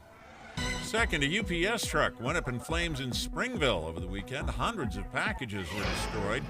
And third, some Utah lawmakers are reminding everyone that most of our electricity in this state is generated by coal and natural gas. Right now, 37 degrees and sunny in Salt Lake City. And back to Dave and Dujanovic on KSL News Radio. Dave and Dujanovic. Senator Mike Lee is proposing legislation, Dave, that I don't really feel goes far enough to protect women from being humiliated when fake naked images of them wind up on a social media site or a website without their consent. Now, I want to make this really clear. He's proposing federal legislation, and I think his legislation does have some value. But it does not address what happened to Taylor Swift. To be clear, the bulk of these AI-generated photos of her in compromising and pornographic situations circulated on Twitter, now known as X. His legislation punishes porn sites. So it's more narrow than in dealing with this issue than what happened to Taylor. Much more narrow. So there's a few things going on in my brain when I think about this. Number one, there's not a solution anywhere on the horizon because it's so easy to create these kind of pornographic images and to share them. Right now, in the world that we live in, there's nothing you can do about it. It's just too easy. As we saw, in just a few days, how many times was this image shared? One image was shared 47 million times on the platform X. 47 million times. And they eventually took it down, notification, it's like not available, but it took a bit for them to take it down. I want to hear more on your hot take on this legislation, Dave, in just a second. I do want to give our listeners a little more meat on what this legislation has to do with. So Senator Mike Lee has made this proposal. It requires porn sites to get consent from the person whose naked photo is being uploaded. So you got to get somebody to sign off. Yeah, I know this is going on. Whatever a porn site, not a social media site, a porn site. I know it's going on that site. I sign here on the dotted line. I give consent. And if you don't give consent, and this is what I really appreciate about Senator Lee's proposal, is that if I haven't given somebody consent, which I wouldn't, to use a compromising photo of myself on a porn site, which I never would, but if I didn't do that and they didn't have my signature, I could call up that porn site and say, I never gave consent. And that porn site would then be notified, put on notice that they have exactly 72 hours, 3 days, to get that image removed. Now, I wish it was 72 seconds. They have to take that down if they can't prove that I've given consent. And if they don't do that, then the government swoops in and they pummel them with fines at $10,000 a day per image. What I like about that part of this legislation is that I have interviewed, as a television news reporter, women who have been victimized with compromising photos of them without consent, without even knowing. Like, they weren't AI generated, but they were Photoshop generated. They were fake photos of them uploaded to porn sites. They call the site, and this is years ago, the site was like, too bad, pound sand, good luck, and wouldn't take it down. It made it impossible. So I appreciate that Senator Lee is trying to do something for those victims. But this does not. From my read of it, I read the 30-page piece of legislation. I didn't see words in there like Twitter and X and Instagram and Reddit, where some of these photos of images, of fake images of Taylor were reported to be loaded to. So it's a good start. Doesn't go far enough. But your take is that you don't think policing of this is possible. It's overwhelming. I'm sorry. It's kind of a dark take. I feel so overwhelmed by it. I don't see any solution. It doesn't matter what Senator Lee passes. The proposal may feel good. I don't think, practically speaking, it does any good. Tell me why. Because we've tried this already. For example, there's artificial intelligence that will flag copyrighted content. So if, for example, I go to YouTube and I upload a movie of A Few Good Men, it will automatically reject that because the AI will say, oh, that's copyrighted content. I'm going to take it down immediately. Okay. So, but the workaround is so easy. Really? So what people have learned is, oh, if I upload A Few Good Men, but I flip the image, which is very easy to do in a computer, so you just reverse it. So all the lettering on it is backwards. It's like looking at it in the mirror. Then that's a workaround. And then YouTube's like, oh, well, we're going to stop it if you flip it around. They said, okay, we're going to speed it up by 3%. We're going to speed up the video. So it's just a little bit different. So it cheats the computer. They're always able to stay one step ahead of the filters, of the crackdown, of the laws, of the social media sites, and they've always been able to do this. Do you think as well, I think this happens, obviously it probably happens, the minute an image gets uploaded to the internet and it's shared, 10 times or 47 million times, it becomes impossible. It's like grasping ropes of sand trying to get these images removed. You'll never get it back. You're just chasing the wind, right? I mean, you just will never catch it. So you'll never get it back. Is that another reason why you feel that Senator Lee's proposal feels good, but it might not do any good? So, yes, absolutely. Once it is out there forever. You will never get it back. You cannot do it. Now, what Senator Lee's legislation is trying to do is deal with the root cause of people that are uploading the video in the first place. Right now, with all the social media sites, there's no age, identity verification. You can just create a site. Instagram, Facebook, Snapchat. You just need you create an email address, but they basically don't have any way of tracking this. Okay?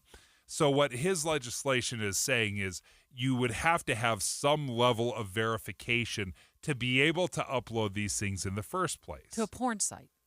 To a porn site, right. Which is different than Twitter or different than Same Facebook. problem, though, right? Same problem. Absolutely. I mean, exact same problem.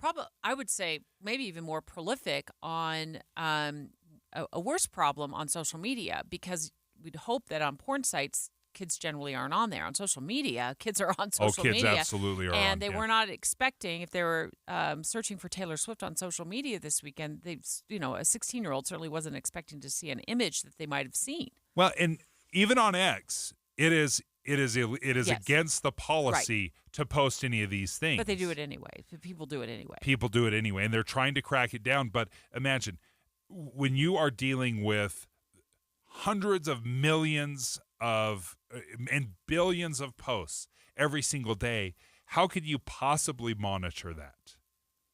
You could have the entire Twitter staff, the entire team working on this alone, and they couldn't keep up with it because it just, for every one site that you take down, it pops up on 10 more and then 100 and it just becomes absolutely unmanageable. So we've got to figure out how we're going to address this, and I don't see any good solutions right now. That's disheartening to me. Because I'm so infuriated. I feel humiliated on behalf of Taylor Swift and any woman that this happens to. We know from Princeton Legal Law Review that it's 90% women, females who are victimized. Many of them are underage. And they're victimized, so they're humiliated. They're victimized, so they're bullied. They're victimized, so they are just, feel embarrassed in front of their coworkers or their classmates.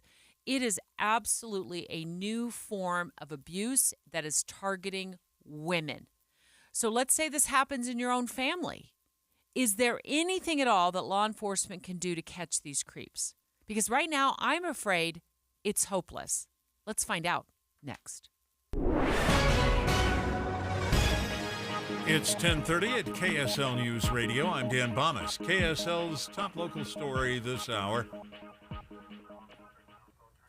The top official at the Pentagon is back and at work and responding to this past weekend's attack on American service members by an Iranian-backed militia. ABC News national correspondent Stephen Portnoy reports. As he greeted the visiting NATO Secretary General, the Defense Secretary said he was outraged by the deadly attack on American troops stationed in Jordan. The President and I will not tolerate attack on U.S. forces, and we will take all necessary actions to defend the U.S. and our troops. The White House says the President is reviewing options in response. It was Lloyd Austin's first appearance at the Pentagon since his cancer surgery and secret hospitalization last month. Austin tells reporters he's feeling good and recovering well. Stephen Portnoy, ABC News, Washington. Whether you're a fan of the Cougars or the Utes, you might be a little conflicted cheering for either team in the Super Bowl this year. KSL News Radio's Adam Small has a rundown of players and coaches with Utah ties. If you're a fan of either school, you're going to have to pick your poison this year. The reigning Super Bowl champion Kansas City Chiefs have 3 members of the Cougar family: head coach Andy Reid, assistant running backs coach Porter Ellett, and tight end Matt Bushman. The Chiefs also have Utah head coach Kyle Whittingham's son, Alex Whittingham, as a defensive quality control coach. The San Francisco 49ers have 3 people with Utah ties trying to help them win their first title in 29 years: former BYU linebacker Fred Warner, former Utah punter Mitch Wisnowski, and Olympus High School alum Cameron Latu. Adam Small, KSL News Radio. Your money at this moment: the Dow Jones average up on the day, but just by 13 points. The NASDAQ is up right now 65 points. And KSL weather: sunny skies, but with a little haze on top of that. That's next. KSL News Time, 10:32. News doesn't just mean information or dates. It's the story of our local history being told in real time. Be a part of the story. This is Tim Hughes and Amanda Dixon. We hope to be a part of your story. We have you covered on KSL News Radio. Hey folks, it's Doug and Kathy with Window World. Doug, can you believe it's been 20 years? What's been 20 years? Well, since we opened our first Window World store. That is amazing. Our motto today is the same: quality products, professionally installed, backed up by our awesome warranty. And our team shares those very same values. Come see us today. We have stores in Murray and Spanish Fork for your convenience. Experience the Window World difference. Call 801-281-8111 or visit windowworldutah.com. And we promise no baloney. I'm Andrew Saul, Commissioner of Social Security. I'm here to warn you about telephone scammers pretending to be government employees. Some of these scammers may say threatening things like you will be arrested if you don't make payments or provide personal information. Do not fall for these tricks. These calls are not from us. Real Social Security employees will never threaten you for information or money. If you receive a call like this, hang up. Never give the caller your personal information, like your Social Security number or bank account, or send money in any form: cash, gift cards, wire transfers, or prepaid debit cards. Report the call to our law enforcement arm, the Office of the Inspector General, at oig.ssa.gov. Share this information with your friends and family. Boyd Matheson on the pitfalls of politics. I think the biggest thing we all have to reject is the status quo. We have to reject the kind of politics that have been served up to us and that we've bought into. The biggest question for all of us is, what are we afraid of? And often what we're afraid of is losing power. Politicians often tell us, you can vote for whoever you want, but if you vote for someone other than me, you'll lose power, you'll lose influence. And we have to reject that. Our voting right is our most sacred and fundamental right. Vote for the best person, even if they're not in either political party. Some will try to convince you that's throwing your vote away and the evil, awful other side is going to win because of that.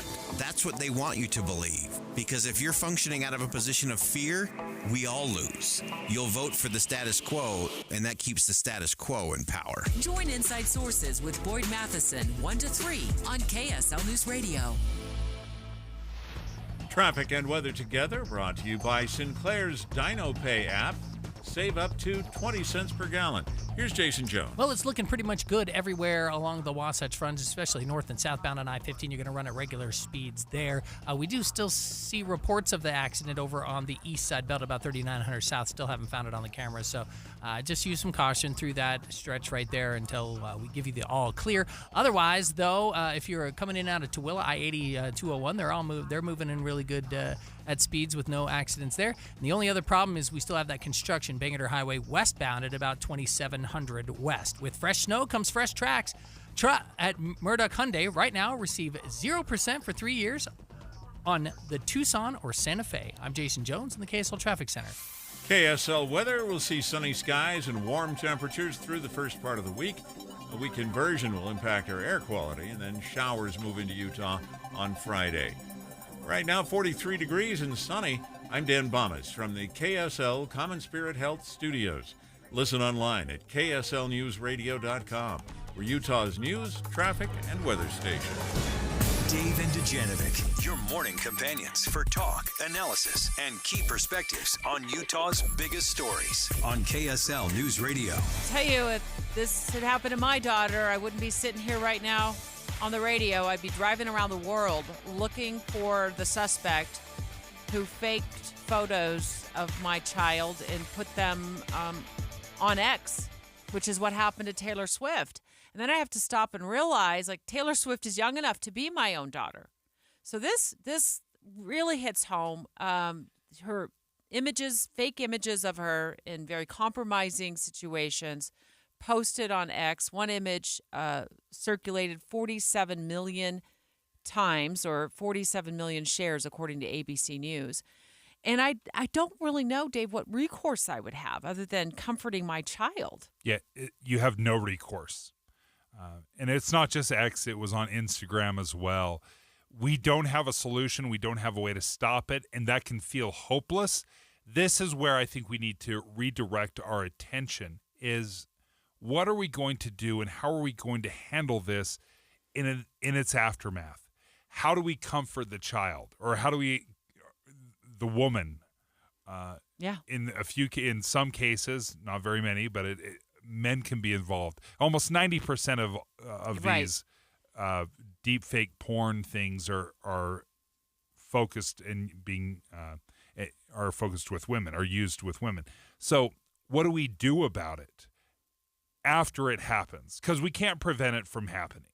Well, I did want to know if this did happen to my child or to me, would I be on my own to try to track these fools down who did this to me, who posted or to my child, fake AI-generated naked photos of us to the internet? Greg Skordas, our KSL legal analyst. Let's start there. And I do want to mention that Dave and I will go more in depth in just a few minutes on, dealing with this within the family circle, the emotions of it, because we know of the horrible, humiliating impact this is having on women. But is there any sort of law enforcement squad that you know of, that you've dealt with in yours as a prosecutor and as an attorney, defense attorney who deals with this kind of stuff? Unfortunately, Debbie, there really isn't. And until Congress or the states decide to criminalize this type of conduct, there probably won't be. There are certainly civil remedies lawsuit that could be filed for some tortious claims such as, intentional infliction of emotional distress, that type of thing. And so if you could find the perpetrator, and that's always the difficult part, you could probably do that. But absent, hiring somebody that has the capability to research this and find it out, it's probably very difficult. It's not the kind of thing that the FBI is going to get involved in, given all of the other things they've got to do. And like I said, until we criminalize it, they wouldn't probably get involved in it anyway. And Greg, even if we did criminalize it, there's nothing that tells us that it is happening here in the United States. This could very well be happening around the world in totally different countries. Right. And so even if you could charge somebody here, how are you going to find them? How are you going to extradite them? How do you identify them? No, you're right. I mean, this is just a problem. Hopefully, Taylor Swift is got enough good people around her that she's dealing with this and recognizes that part of this just comes with fame. But the problem that Debbie's really spelled out really well, and of course I've got children of my own, is what about those of us that may not have those resources and may not have that. I've got 2 daughters of my own. If you saw something like this, you would do anything you could to prevent it, to stop it, to get it off the internet. But unless you could identify a perpetrator, or unless it sort of crosses that bridge into criminal conduct, unfortunately, there's not much that can be done in this day and age. Well, Greg, you are a dad of 2 daughters, and I'm a mom of 2 daughters, and Dave has 8 daughters. So, and you're also an attorney, and a very good one. How do you approach your daughters about this if it did happen to them? What would you say to them, both with your dad brain and with your legal brain?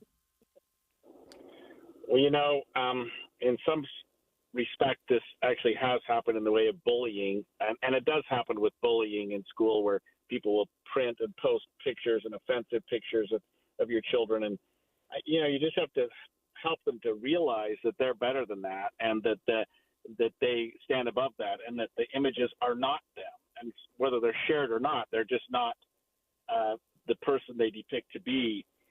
I think if you have good parents like you and Dave are, and you talk to your children, that you can comfort them and tell them that this is just the work of bad people, evil people who may hopefully get their own punishment someday. Greg, do the social media sites, whether it's X or Instagram or Pornhub, do they hold any responsibility for what is being uploaded?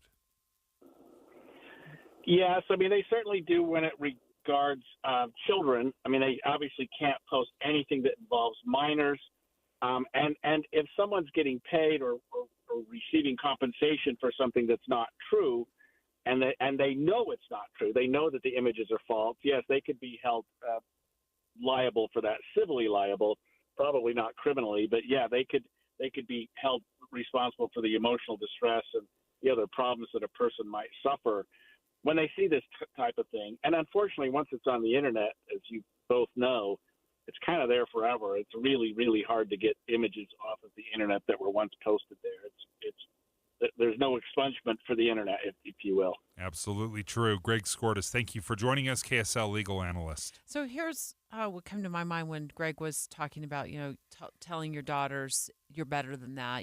I wholeheartedly agree with what Greg said. I wonder I think of what kind of stage in life my children are at.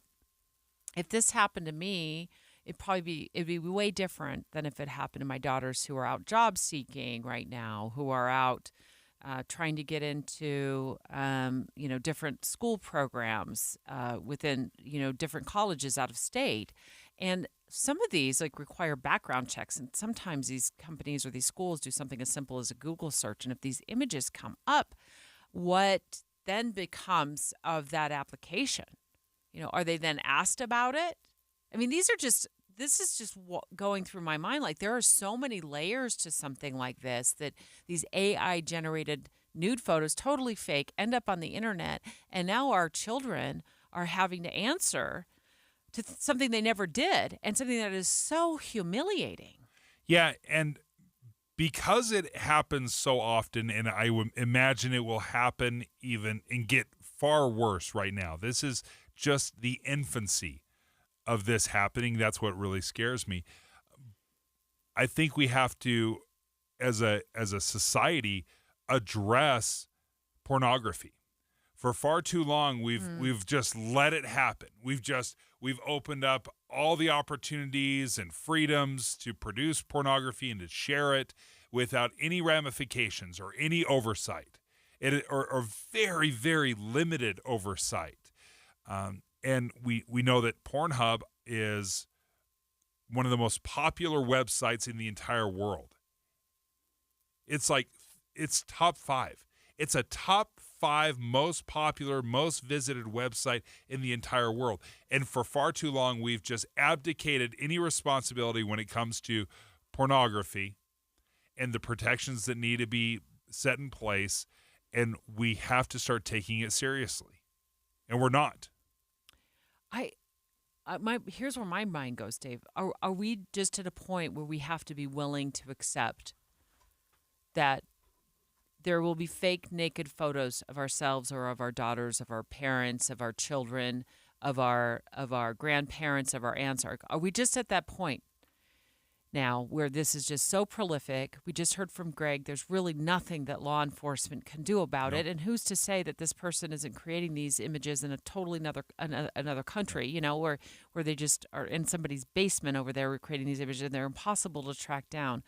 Are we at a point now where we have to be willing to accept fake naked photos of ourselves or of our children on the internet? Unfortunately, yes.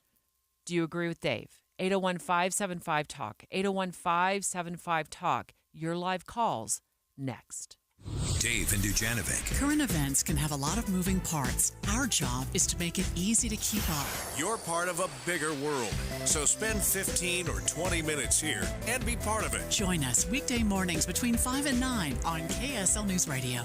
The new year is here, and it's time to take advantage of Zero Res's best deal of the year. Carpets, tile, rugs, upholstery, basically every surface in your home can be Zero Resified. So it's time to call the cleaning pros at Zero Res. Don't forget your air ducts to help alleviate allergies or asthma. Enjoy less dust, lower energy bills, and your home will stay cleaner longer. Don't DIY it. Call Zero Res because you know it's safe and effective. Zero Res has a 4.8 rating on Google with over 3,300 reviews. The Zero Res Gotta Love It guarantee makes it easy to get what you pay for. Yeah, Zero Res absolutely stands behind every cleaning. Don't miss the best deal of the year. Get back to clean and get one room of carpet cleaning starting at just $25 per room by using promo code 25RM. Call Zero Res at 866-ZERO-RES or go online at ZeroRes.com and say you want the station special. Zero Res. Spell it backward or forwards. It spells the same. Some days I cover up because of my moderate to severe plaque psoriasis. Now I'm hitting the road with clearer skin thanks to Skyrizi, Rizumkizumab Riza, a prescription-only 150 milligram injection for adults who are candidates for systemic or phototherapy. With Skyrizi, 3 out of 4 people achieved 90% clearer skin at 4 months. And Skyrizi is just 4 doses a year after 2 starter doses. Don't use if allergic to Skyrizi. Serious allergic reactions and an increased risk of infections or a lower ability to fight them may occur. Before treatment, your doctor should check for infection and tuberculosis. Tell your doctor if you have an infection or symptoms such as fever, sweats, chills, muscle aches, or cough, or if you plan to or recently received a vaccine. Thanks to Skyrizi, there's nothing on my skin, and that means everything. Your doctor today about Skyrizi, the #1 dermatologist prescribed biologic in psoriasis, and visit skyrizi.com or call 1-866-SKYRIZI to learn more. Getting help with electrical repairs is easier than you think. All you have to do is call Any Hour Services or schedule an appointment at anyhourservices.com. No one helps more homeowners than Any Hour Services. Do you worry about how much someone drinks? Do you feel angry or depressed most of the time? Do you feel neglected or unloved? Do you feel you attract people who tend to be compulsive or abusive? Do you have money problems because of someone else's drinking? Are you afraid or embarrassed to bring your friends home? Do you feel that if the drinker loved you, she or he would stop drinking? If you answered yes to any of these questions, you are not alone. More than half of all adults have a family history of alcoholism. Not everyone trapped by alcohol is an alcoholic. Families and friends are suffering too. Al-Anon and Alateen can help. Call 1-866-200-0223 or visit alanon.org/help. Jeff Kaplan's Minute of News. We're committed to letting you know exactly what's going on. On our show, we're going to bring you up to speed on what's happening in the world to this moment. At the same time, the news can be really burdensome. It can leave you feeling a little bit depressed and even a little bit more depressed. My Minute of News is just a moment to lift you up. I'm blessed that KSL has given me the freedom to talk about whatever I want. Literally, it is my minute of news. Sometimes it's pegged to what's happening that very day. Sometimes it might be something bizarre that you didn't know happening somewhere else in the world. To make you smile for a moment, even on a difficult day, and make you realize the world is still spinning. I am so honored that so many people have appreciated and enjoy the Minute of News every afternoon. Ride Home with Jeff Kaplan, weekdays 3 to 7 on KSL News Radio. Join KSL on the movie show this Friday from 10 to 1 at the Salt Lake NPS store. That's at 1600 Empire Road in Salt Lake City, npsstore.com. With the three things you need to know this hour, I'm Dan Bonas. First, Defense Secretary Lloyd Austin is back at work dealing with the drone attack that killed 3 American service members and injured more than 30 others. Second, lots of players with local ties will be playing in the Super Bowl. And third, more people in Utah have been abandoning their pets since the pandemic.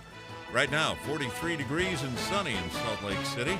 Back to Dave and Dujanovic on KSL News Radio. Dave and Dujanovic. As a parent of a daughter, are you willing to accept that AI-generated fake nude photos of her could end up on the internet?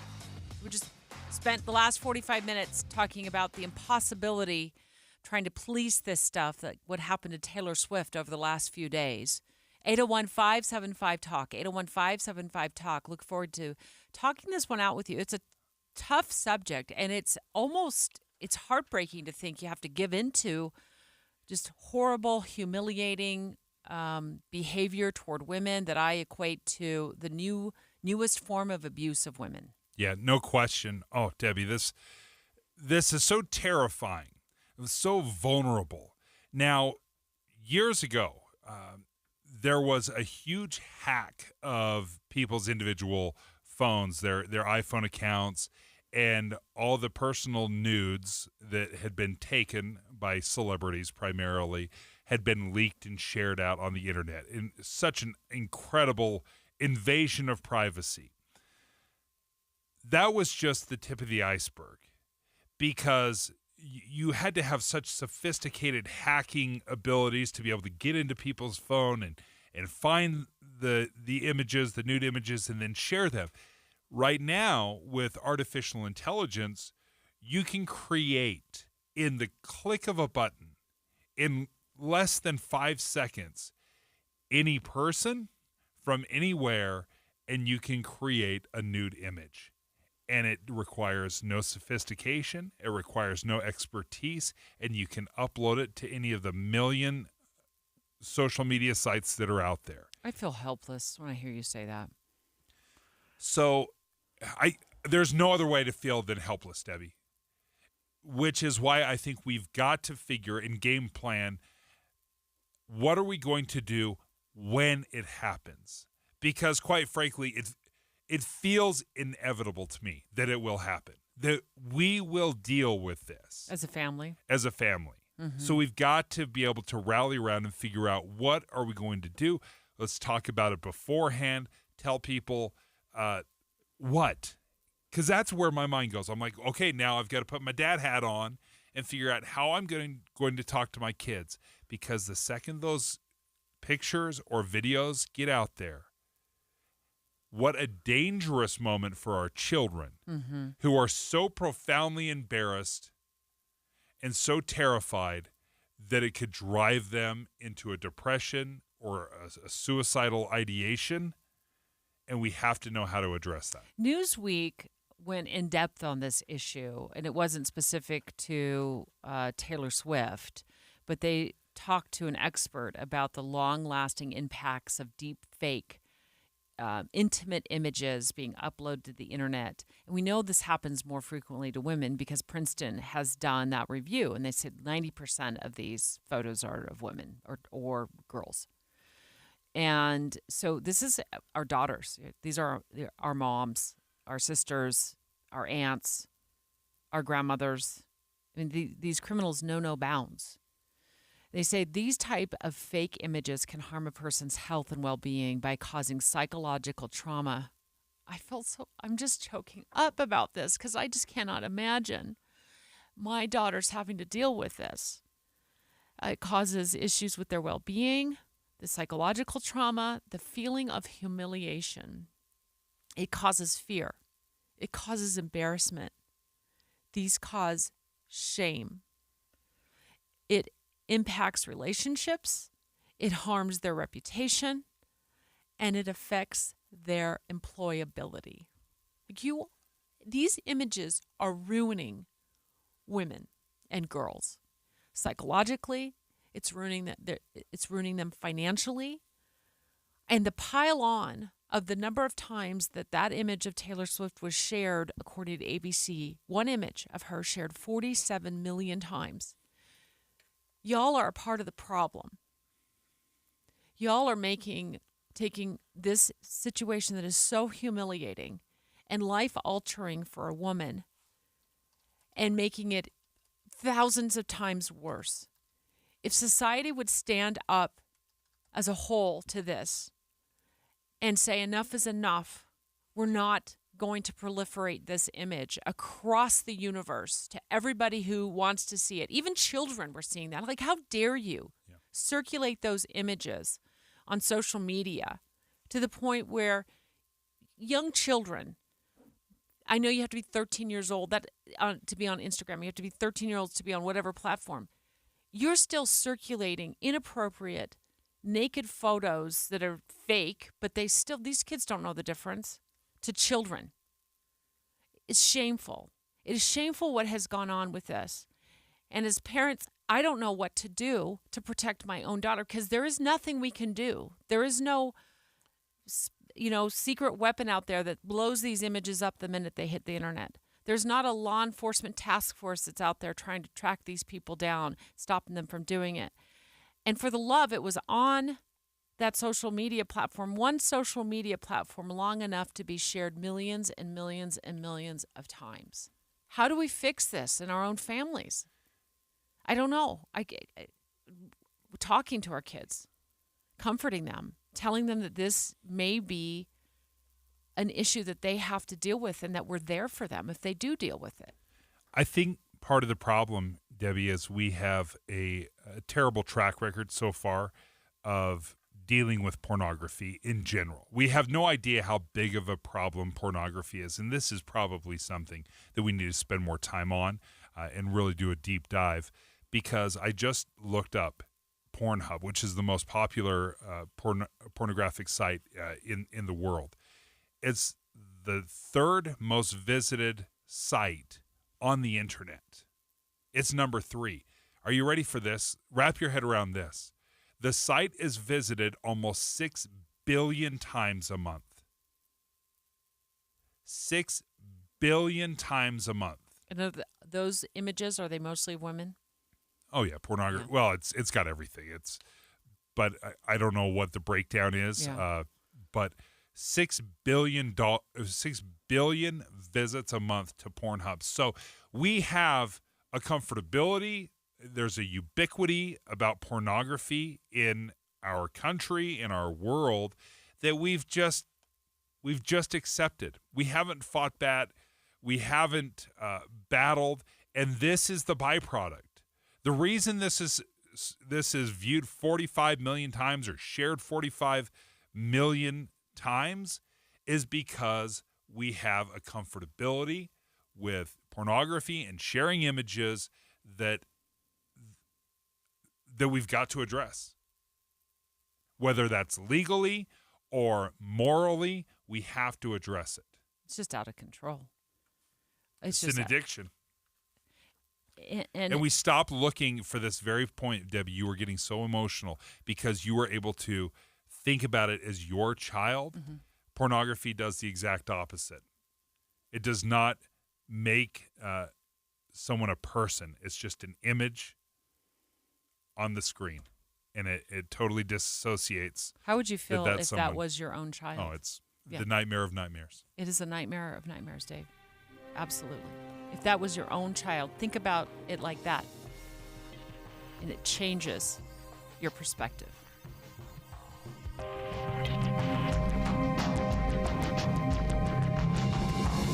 KSL FM Midvale. KSL Salt Lake City. From the KSL Common Spirit Health Studios, this is KSL News Radio. Utah's news, traffic, and weather station. It's 11 o'clock at KSL News Radio. I'm Dan Bonas. KSL's top story this hour. Shelters are reporting an increased rate of pet abandonment here in Utah. Here's KSL News Radio's Alexandria Bonilla. More than 100 pets were abandoned last year, according to the Humane Society of Utah. The shelter and clinic says they're seeing a huge jump, and they think it's because of housing insecurity, and difficulty finding places that allow pets are leading to the increase. Struggles with money affect more than just housing, though. The cost of food, maintenance, and medical care can be too much. The Humane Society says that there are resources available for struggling pet owners on their website. Alexandria Bonilla, KSL News Radio. The thermometer may not know what month it is, with temperatures rising into the 50s. The heat, though, isn't keeping an inversion out of Utah's valleys. But if we had snow on the ground, this could be a lot worse. We'd see a lot more cold air, the inversion would be stronger, or we call it tighter. It would trap a lot more pollutants, and the temperatures would be nowhere near 50 degrees. That's KSL's Matt Johnson. He says more haze is coming this afternoon, but rain and snow showers on Wednesday and Thursday will help to clean up the air. For live updates on just what our air quality is at any given point, look at weather.ksl.com and look for the Air Quality Monitoring Network. Our top national story this hour from ABC News. The U.S. is saying there will be a response after the drone strike in Jordan that killed 3 service members over the weekend. ABC's Luis Martinez says the Pentagon and officials there, including Defense Secretary Lloyd Austin, are preparing options for the president to decide. The way that they are pointing right now is striking directly at Iran in some fashion. Now, of course, that's something that has to be weighed significantly because it brings a whole lot of other issues along after that. But right now, you're seeing tough language up on Capitol Hill, and here, obviously, depending on a lot of concern about what the next steps forward might be. And your money at this moment, the Dow Jones average, down on the day right now, 43 points, while the NASDAQ is up 58. And our KSL weather, sunshine, but with that haze, that's next. KSL News Time, 11:02. You know what's great about KSL's traffic coverage? Trained traffic reporters and real listeners. Trading information and making the commute safer and faster for everyone. Every 10 minutes on the 9s, we have you covered on KSL News Radio. They say it takes 10,000 hours to become an expert. You may not have that kind of time for weatherization, energy efficiency, and appliance rebates, but we do. Dominion Energy's ThermWise program has experts who know where and how to save money. They help homeowners and businesses find simple ways to conserve natural gas and rebates through upgrades that may help to save even more. We put our energy into helping you conserve it, so you can spend your 10,000 hours becoming an expert in what matters to you. Start with a home energy plan at thermwise.com. This year, wouldn't you like to stop feeling self-conscious about your receding hairline or thinning hair and to start feeling confident with the way you look? Millions of men and women around the world trust Hair Grow from New Nordic as an effective way to get thicker-looking hair. Hair Grow is backed by an exclusive U.S. patent and is clinically proven to promote more hair growth. One actual Hair Grow customer writes, "After trying Hair Grow for a month and a half, my hair began to grow and thicken with no breakage when combing or shampooing. My hair is beginning to look great." Another writes, A friend of mine noticed lots of increased hair growth. I couldn't be happier with the results and highly recommend this product for anyone with thin hair. Start looking and feeling your best with Hair Grow. Ask for Hair Grow at your local Walgreens or shop online at Amazon.com or NewNordicUSA.com. That's new, NORDICUSA.com. Amazon, or ask for Hair Grow at your local Walgreens. New year, new you, new Nordic. It's the Boat Show, February 1st through the 4th at Mountain America Expo. Save $2 at UtahBoatShow.com. The Boat Show, fun for the whole family. For the ones who get it done, the most important part is the one you need now. And the best partner is the one who can deliver. That's why millions of maintenance and repair pros trust Grainger, because we have professional-grade supplies for every industry, even hard-to-find products. And we have same-day pickup and next-day delivery on most orders. But most importantly, we have an unwavering commitment to help keep you up and running. Call, click Grainger.com, or just stop by. Grainger, for the ones who get it done. My name is Dustin. I'm the head designer for Cody James Black Boots, and this is Behind the Design with Boot Barn. The objective with this new line was basically to create a collection of boots that were going to be elevated, quality made, using the finest materials and craftsmanship available. Some of the key quality construction details that carry throughout the line would be premium cowhide lining, hand-nailed leather soles, and simplistic design. Cody James Black, only at Boot Barn. Traffic and weather together, brought to you by Sinclair's DinoPay app. Save up to 20 cents a gallon. Here's Ricky Meese. We do have an accident in Summit County. It's northbound on Highway 40 at the ramp to go westbound on I-80. It had been blocking a left lane of traffic. Also, construction is blocking a left lane of travel. This is southbound on the East Belt, about 3900 south. Good news for drivers on northbound I-15. The crash and debris that we had at about 4500 south has been cleared. We are seeing good speeds in that area now. It's Zero Res's best deal of the year. Get one room of carpet cleaned starting at $25 per room with promo code 25RM. Book online anytime at ZeroRes.com. Ricky Meese in the KSL Traffic Center. KSL weather, we'll see sunny skies and warm temperatures through the first part of the week. A weak inversion will impact our air quality. Showers move into Utah later in the week. And right now, we're at 43 degrees with sunny skies. I'm Dan Bomas from the KSL Common Spirit Health Studios. Listen online at kslnewsradio.com. We're Utah's news, traffic, and weather station. Dave and Dujanovic, your morning companions for talk, analysis, and key perspectives on Utah's biggest stories. On KSL News Radio, Dave and Dujanovic have inside sources. Let's talk with Boyd about Gen Z and the GOP. It seems as though Gen Z is feeling a little unwelcomed by the GOP. Now, Gen Zers are 11-year-olds to 26-year-olds. I'm not sure the GOP is going after the 11-year-olds, but it is a good time to start getting kids thinking about politics. I just learned a new term yesterday. Do you know who falls below Gen Z? You know what the new generation is? Gen Alpha. Interesting. Back to the beginning. Back to they like to use the alphabet, Dave, so we're starting over. X, Z, we skipped Y, I don't know. So I was surprised to learn, Boyd, that there's actually a conference called Run Gen Z, where there's 100 young conservatives. Where do they meet? I don't have the information on where they met, but they meet. It's in Iowa. They were in Iowa. Okay, thanks, Boyd. So they feel like the Republicans some of them feel like the Republicans are missing the mark. Through the conversations that I had at this conference, what I realized very quickly was that they all were identifying this singular problem within the Republican Party, which one of the folks who I spoke to identified very well. You know, it literally says it in the name of the party, the grand old party. The party is very old, and from their perspective, isn't doing such a great job of reaching out to younger potential voters. We've seen throughout the past many election cycles that young voters, and of course historically, young voters lean to the left. And in recent elections, Democrats have performed especially well with this voting bloc.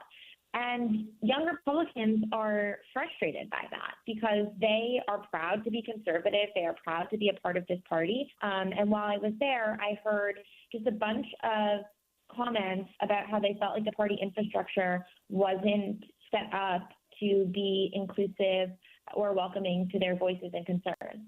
That was a reporter from Political, Rachel Genfauza? Genfauza, yeah. Genfauza. She joined us. Yeah, she joined us on the show last Friday.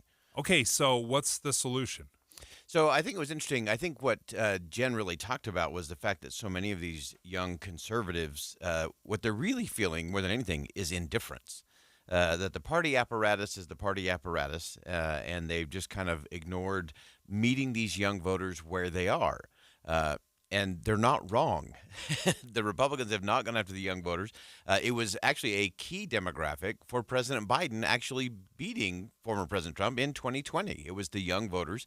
Again, in a very tight race like that, it's going to come down to some select groups.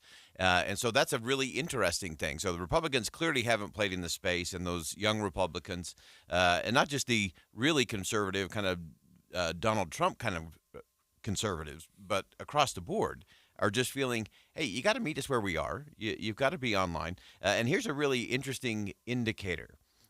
So we know that President Biden has been struggling with young voters to a really scary tune for Democrats.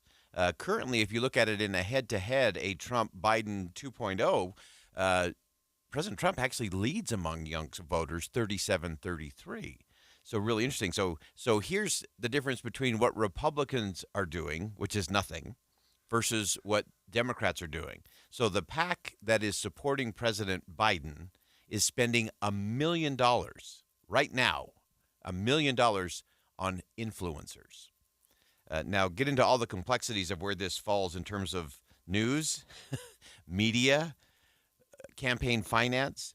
They're paying these influencers on social media to go after young voters who just happen to be following them for whatever it is, their movie review or their restaurant review or whatever their social lifestyle TikTok is. And so Democrats are spending significant money to get these influencers to put pro-Joe Biden messages into their social media. And one thing, at least in conventional advertising, legally, these influencers are obligated to announce that this is an ad, that this is a paid advertisement. I will be very interested to see if those rules are being followed when these endorsements start coming through. Well, I mean, just think about that in terms of how many influencers you watch. And the product placement is a product placement in there. But sometimes it's so subtle. It's an oh, by the way, or it's a throwaway line. And they may do something like that where they may not say Joe Biden. They may not say a particular thing. But it can be very clear in terms of that messaging. I think it's going to get super complicated super fast. Yeah, but it's super smart, too. Oh, it's wicked smart. Right? I mean, if you're going after a certain demographic, then you go to where the demographic is. Yeah. And if that's on TikTok or if that's on Instagram, you know, they may run into some legal hiccups down the road, but almost like, who cares? If you are marketing, you got to go to where those kids are. And if the GOP isn't doing that and they're not strategizing, they're missing out. Yeah. The Republicans are just not at the party. They don't even know there is a party when it comes to this kind of stuff. They're just not there. The apparatus They're just hoping is not they won't set up. vote. Is that what they're hoping? They're hoping that 18 to 26-year-olds just don't show up at the polls. Yeah, because there's usually less turnout than everyone says it's going to be the wave election for the young voters, and it never really is. And so Republicans kind of bank on that it ends up being a little more hype and fluff than it is substance. But the interesting thing to me is the fact that they're doing nothing. The Democrats are being very smart. To your point, Deb. They're doing it. They're engaging in it. I think the challenge and the conversation that's going to get interesting for all of us is most of those in that demographic get their news.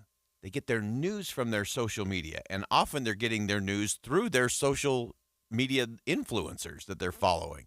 And so then I think that becomes a whole new Pandora's box in terms of influence, information, misinformation, disinformation.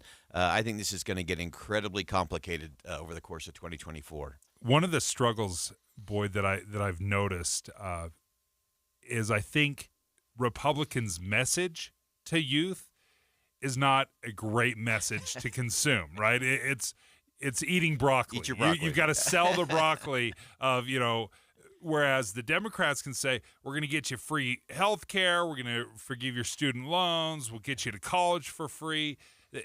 You can kind of see, like, how do you compete with that message when one's saying sugar cookies and the other one's broccoli? Yeah, it is, and it has been the historic challenge. Always easier to give away free cookies than it is to sell broccoli. No question about that.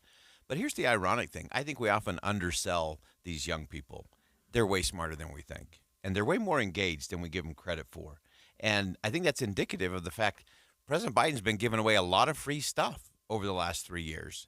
And his support amongst that group has continued to go down every single month of his presidency. So even though he's given them sugar cookies and cotton candy, I think they're starting to say, but we know there's a little more that we need. And so I think whichever party actually engages them and say, look, here's the challenges that you're going to face. We want you to be part of the solution. If I were advising the Republicans, I'd say, go out to those young people and say, we need you to solve this mess. We need you. Come help us. And they'll be part of that conversation. And whether the Democrats or the Republicans do it, I actually don't care. What I care about is that those young people are given the chance and given the invitation to be part of the conversation, and I guarantee you they'll step up. Boyd Matheson, thank you.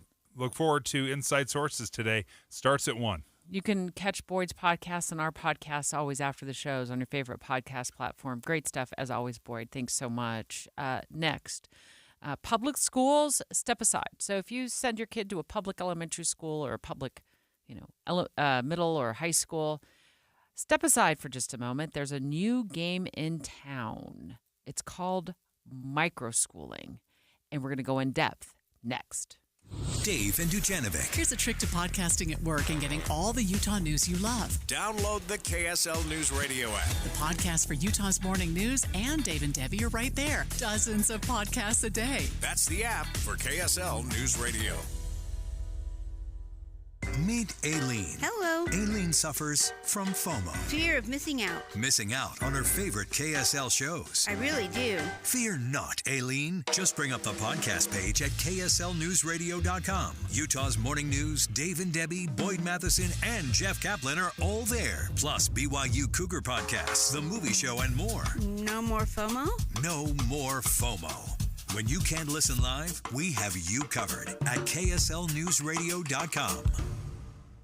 How many of us had this experience where you call someone out to your house to give you a bid on some work that you want done, and then the bid does not line up with the final invoice that you receive? I think we've all experienced that. But when you call Master Electrical, they have upfront pricing, Dave, as you know. We've been talking about this for a couple of months now. Master Electrical's upfront pricing is their upfront pricing guarantee, which means the price they quote you on the front end of the job is the bill that you get when the job is finished. Yeah, sometimes those hourly bids, they'll look at a project, they say, that'll take me a couple hours. Well, if it takes double that because the project ends up being a little bit more difficult, then Master Electrical just says, well, I guess we'll just eat that cost, that because we're going to honor that promise. And that's what they see their bid as, is a promise. Now, if you need new ceiling lights, call Master Electrical. You need a new fan, even in wintertime. I use a fan every single night, a ceiling fan in my bedroom. Call Master Electrical. If you're thinking about getting a new generator, and you want to get a quote on a generator, call Master Electrical. 801-543-2222. That's 801-543-2222. And option, you can also check them out online at masterelectrical.com. Tim Jr. here from RGS Exteriors. And did you know that we get a bunch of service calls per year from people who didn't even hire us? That means they originally hired someone else to replace their siding, gutters, and windows. Then later, when a problem popped up, they tried to call their contractor back to fix it, only to find out that the contractor has ceased to exist. They're gone, done, out of business. At RGS Exteriors, we've been serving Utah for 70 years. As a fifth-generation owned contractor, we've got customers who are the grandkids of our customers we had in the 1950s and 60s. We're not going anywhere. We will be here when you need us, period. For siding, gutters, and windows, now and forever, call RGS Exteriors at 801-280-3110 or visit at rgsexteriors.com. That's 801-280-3110. 3110 or rgsexteriors.com. Jeff Kaplan here. Every once in a while, I do my show from home, and you probably wouldn't be able to tell. I'm on KSL and sending video to the internet all at the same time because I have Xfinity Wi-Fi. It's pretty amazing because at the same time, my wife's streaming a movie, grandkids come over, one's watching YouTube, two are playing Minecraft, and others watching a flick, all while Grandma says, "Shh, Papa's on the air." We run all these devices, and I do a show thanks to my reliable, fast connection. Xfinity Wi-Fi is a game changer. Get wall-to-wall Wi-Fi on the Xfinity 10G network for a reliable connection throughout your home. Now through March 21st, new customers can get started with 1.2 gigabit internet for $25 a month for 2 years with no annual contract and Wi-Fi equipment included when you add unlimited mobile. Go to Xfinity.com, call 1-800-XFINITY, or visit a store today. Requires paperless billing and auto pay with stored bank account. Restrictions apply. Taxes and fees extra. Xfinity Mobile requires Xfinity Internet. After promo, regular rates apply to internet service and Wi-Fi equipment. Actual speeds vary. Valentine's Day is here. This year, give the ultimate gift. Name a star after your sweetheart. This is Rocky Moselle with International Star Registry. For 45 years, we've named millions of stars for celebrities, dignitaries, and individuals worldwide. For $59 and a call to 800-282-3333 or visit starregistry.com, you can give the most memorable gift. The star you name will be recorded in book form in the U.S. Copyright Office. Visit starregistry.com or call 800-282-3333. The Angie's List you know and trust is now Angie, and we're so much more than just a list. We still connect you with top local pros and show you ratings and reviews, but now we also let you compare upfront prices on hundreds of projects and book a service instantly. We can even handle the rest of your project from start to finish. So remember, Angie's List is now Angie, and we're here to get your job done right. Get started at Angie.com. That's ANGI, or download the app today. With the three things you need to know this hour, I'm Dan Bomas. First, more pets are turning up in shelters because their owners have abandoned them. Second, usually inversions happen when it's cold. The Weather Service says not this week. And third, the Pentagon working on options for President Biden to respond to an attack in Jordan that killed 3 American service members and injured more than 30. Right now, 43 degrees and sunny in Salt Lake City. Back to Dave and Dujanovic on KSL News Radio. Dave and Dujanovic. Let's fly over to Capitol Hill. Eye on the Hill 2024. Special coverage with Dave and Dujanovic. There's a proposal on the Hill that I think would give public schools a real run for their money. I mean, traditional public schools already being challenged by the voucher system, by private schools, by a concept that started about 20 years ago, or probably more now, which are, I'm losing it. What is the name of that school I'm thinking of? Hold on a second. I've got it written down here. Charter schools. Hello. Ding dong. Hello. Charter schools. And now what about micro schools? Okay, so initially, microschooling, and we'll get into the details of what microschooling is. But I think in this country, we've done an incredible job of schooling kids. We have not done a great job of educating kids. Far too often, we're worried about the grades, getting them from one grade to the next, getting graduation rates up, and we're checking that box off, but we're not educating them. They're not finding this love of learning. They're not understanding concepts. They may be cheating their way through, and we need to address getting education back into the system versus schooling. So do you think micro schools would do a better job at schooling our kids? I think, I don't know necessarily. I don't have any experience with micro schooling. What I think, though, is this is addressing an issue where people have been unhappy with the conventional schooling pathway that we've seen. And they're saying, you know what, I think we can do it better. I don't know if they have, but I think that's exactly what they're shooting So like for. presenting more options for parents. Yeah. Kelly Pierce, a former producer and reporter here at KSL News Radio, now with the R Street Institute, live on the line. Hi, Kel. Hi, how are you doing? It's so good. I only see you on Facebook nowadays. So it's great to talk to you in person. And I'm really curious about this. I had kids in public school. I've had kids in private school. I have friends who've sent their kids to charter schools. And now micro schools are on the radar up on Capitol Hill. So fill us in on what you're finding out as you report on this about the proposal on Utah's Capitol Hill. So on Utah's Capitol Hill, we have Senate Bill 13, which is streamlining zoning for micro schools. So really it's kind of a land use bill more than it is an education bill. So it would allow micro schools in all zones, and it would give them kind of the same standards as Group B or Class B buildings, which are like, dance studios, churches, places kids go for extracurricular activities. And why that matters is a lot of the people who are starting micro schools, they're not wealthy. They are former public school teachers or parents whose children have struggled in the public school system and want that alternative. And they are coming up against zoning and planning commissions that are doing their best, but they don't really know what micro schools are. So they're either saying no or having them or forcing them to build buildings or renovate buildings at a cost of up to $1 million. Well, and Kelly, maybe for the listeners that are just joining us, you can reset a little bit and paint a picture of what a micro school is. Sure. So micro schools are really any education entity that caters to smaller groups of students. A lot of people know them as the learning pods from the pandemic, but there's so much more than that. There's ones that give classical education. There's some that are more student-directed or use the Socratic method. Some of them have flexible schedules to accommodate homeschoolers or neurodivergent learners. There's some then in Utah that have, maybe hold classes 2 days a week. So it's a homeschool co-op where a bunch of kids get together for a couple of days a week and then go back to homeschooling. It's really quite interesting what these education entrepreneurs have been able to do. We're speaking live with Kelly Pierce with the R Street Institute, former employee here at KSL News Radio as well, checking in with us on this micro school proposal up on Capitol Hill that sounds like it would make it a lot easier for micro schools to get started, Kelly. How many kids are usually in a micro school, and how many micro schools are in Utah currently?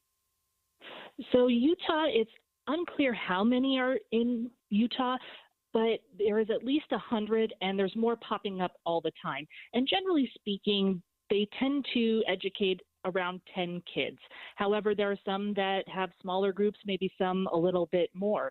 So it's really kind of focused on having that small group experience with a teacher who is from either the public school system or maybe started it because they are from the public school system. They got very frustrated with how top down it is, right? And so they wanted to start something where they could personalize the education experience, again, to about 10 kids usually. Forgive me, I'm picturing a little bit of Little House on the Prairie, the single schoolhouse, the teacher up in front, and the kids.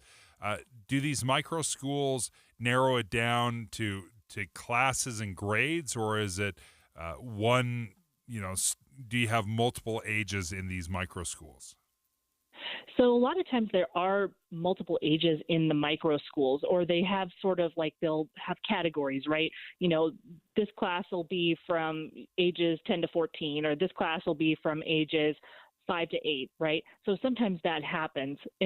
But however, what they're trying to do, especially as some of the micro school owners have told me with SB 13, get these buildings online so that they can be accredited through national accreditation programs, and then their students can qualify for scholarships. So that's another reason beyond the expense, the unnecessary expense, in my opinion, that they are taking on, is they really want that accreditation and to have some sort of standards to show that, hey, we're educating our students well.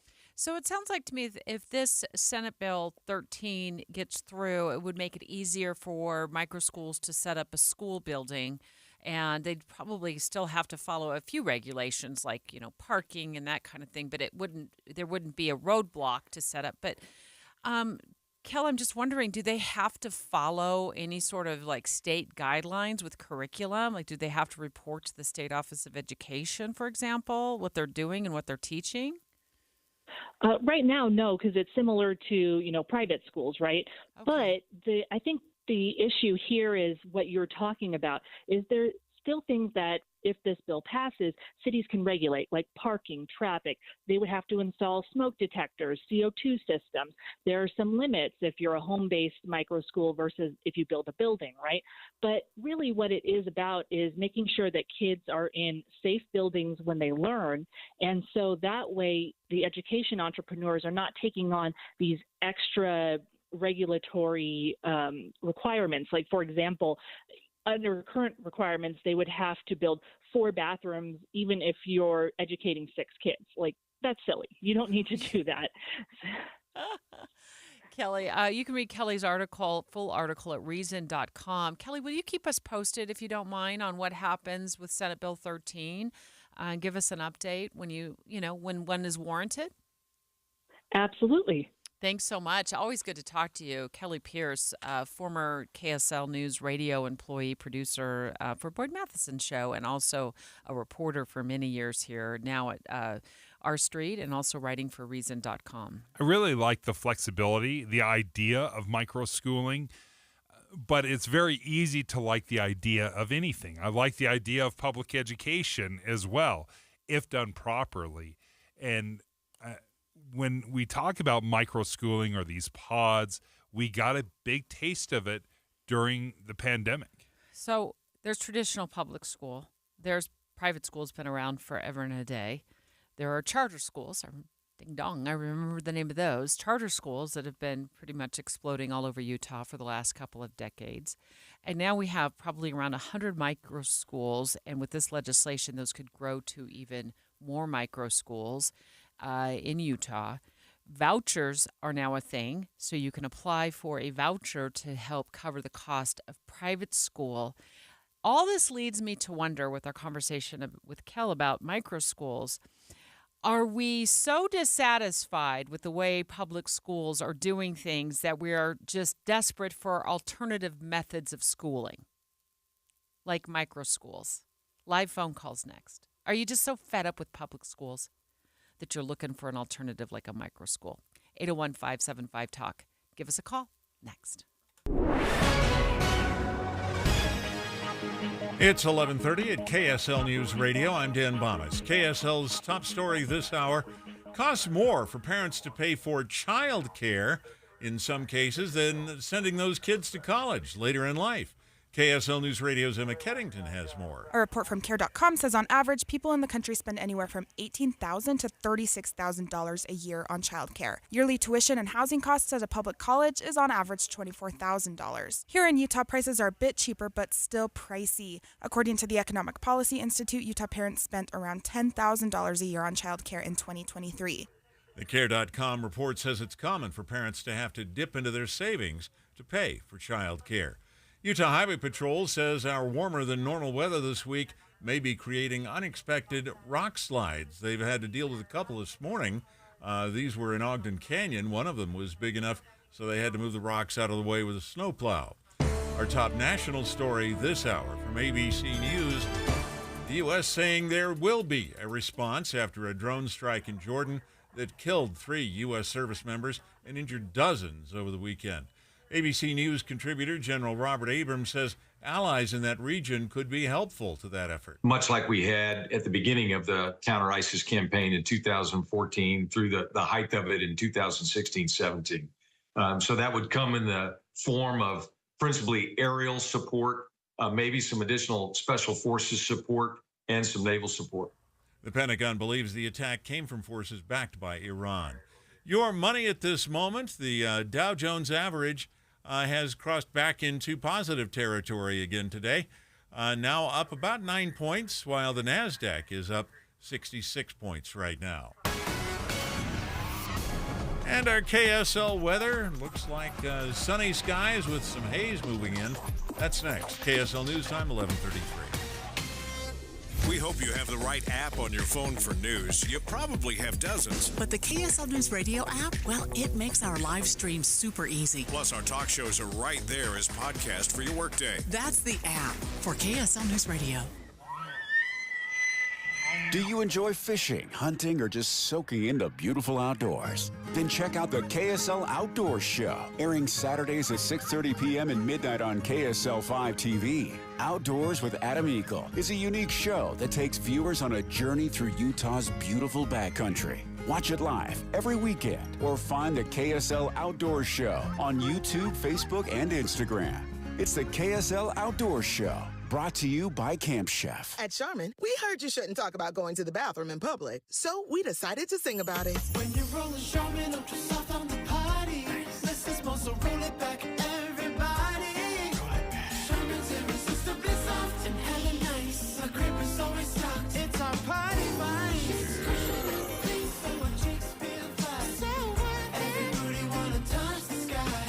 Charmin Ultra Soft is irresistibly soft and more absorbent, so you can use less. Enjoy the go with Charmin. Getting your biggest tax refund from Jackson Hewitt can lead to some spirited reactions. Jackson Hewitt! Jackson Hewitt is so sure that you'll get your biggest refund that if they don't, you get your money back plus $100. Jackson Hewitt! And Jackson Hewitt also guarantees the accuracy of your return for life. So don't just sit there. For your biggest refund guaranteed, walk into a Jackson Hewitt today and dance out Jackson Hewitt! Yeah! Getting help with plumbing repairs is easier than you think. All you have to do is call Any Hour Services or schedule an appointment at anyhourservices.com. No one helps more homeowners than Any Hour Services. KSL offers the best daily newsletter in the state. It's the 3 things you need to know. Every weekday, we deliver quality and relevant content to your inbox. No ads, no spam, just the 3 things you need to know to be informed about the world around you. Subscribe today. Visit KSLNewsRadio.com or text the word inbox to 57500. That's inbox to 57500. Traffic and weather together brought to you by Sinclair's Dino Pay app. Save up to 20 cents per gallon. Here's Ricky Meese. Right now, it's a delay-free drive on all your Valley freeways, but we do have a crash in Sandy. This is on I-15 going southbound, right across from the Southtown Mall at 106 South. It's in the Gore area between the exit ramp and the main flow of the freeway. All vehicles are out of traffic. Ricky Meese in the KSL Traffic Center. KSL weather, we'll see sunny skies and warm temperatures through the first part of the week. A weak inversion will impact our air quality, and then showers move into Utah on Friday. Right now, 46 degrees and sunny. I'm Dan Bomas from the KSL Common Spirit Health Studios. Listen online at kslnewsradio.com for Utah's news, traffic, and weather station. Dave and Dujanovic, your morning companions for talk, analysis, and key perspectives on Utah's biggest stories on KSL News Radio. Is this a way to get traditional public schools to step aside, fading off into the sunset? We've got micro schools that are popping up. We just talked to Kelly Pierce with R Street Institute about the push on Capitol Hill to make it easier for micro schools or smaller schools in neighborhoods to get started. You've got private schools. You've got charter schools. You've got now vouchers that help parents who want to send their kids to private school to pay. I just think writing's on the wall for public schools here, Dave. Yeah, they're getting a little pressure, for sure. They're getting some pressure, and micro schools oftentimes are just these small little pods. You've probably heard them referred to as pods before, where there's like one person, maybe 10 students, and this teacher will, teach a small little group, kind of an offshoot of homeschooling oftentimes, where say you're homeschooling your kid, but you don't know anything about biology. Well, you could send them to a micro school or a micropod to learn the science or math or whatever area you're not comfortable in.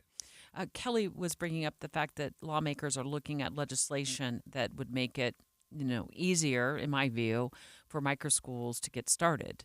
Kind of rolling back some of the wild regulations that they have to deal with now and the challenges that they have to find a building or build a building. This would make it a lot easier. She promised to keep an eye on it for us to figure out where it would go, to let us know where it goes. But right now, it's hard to get a number on how many micro schools there are in Utah. She thought maybe in the neighborhood of 100. But people want to start these. And I think when somebody wants to start them and when lawmakers are looking at making it easier, I think there's some writing on the wall that needs to be looked at for public schools. There are more and more options now, and I wonder if parents are just fed up with the public school model to the point where they're just shopping. They're shopping. 801-575-TALK, taking your live phone calls. Let's go out to Lisa in Alpine. Lisa, what do you think? I think it's very interesting just having had the experience. I have taught first grade, I've taught preschool, and now I have taught a private kindergarten. During the pandemic, when they didn't know what they were going to be doing for schools, I was going to be done teaching preschool, but I had all my little parents coming back saying, we cannot send our kids to kindergarten with masks and all these things.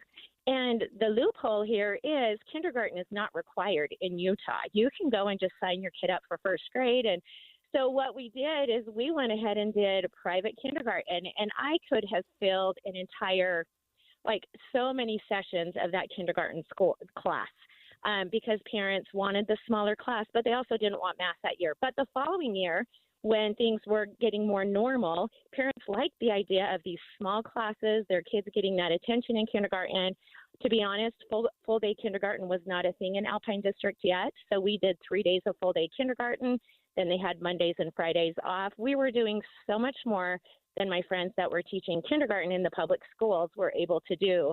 Over 5 days, we were doing it in 3 days. Did you do it for free? Did you do it for free, No, Lisa? I did not. You These charged. parents were willing to pay me to do this. I see where we're going with this. I like it. Yeah.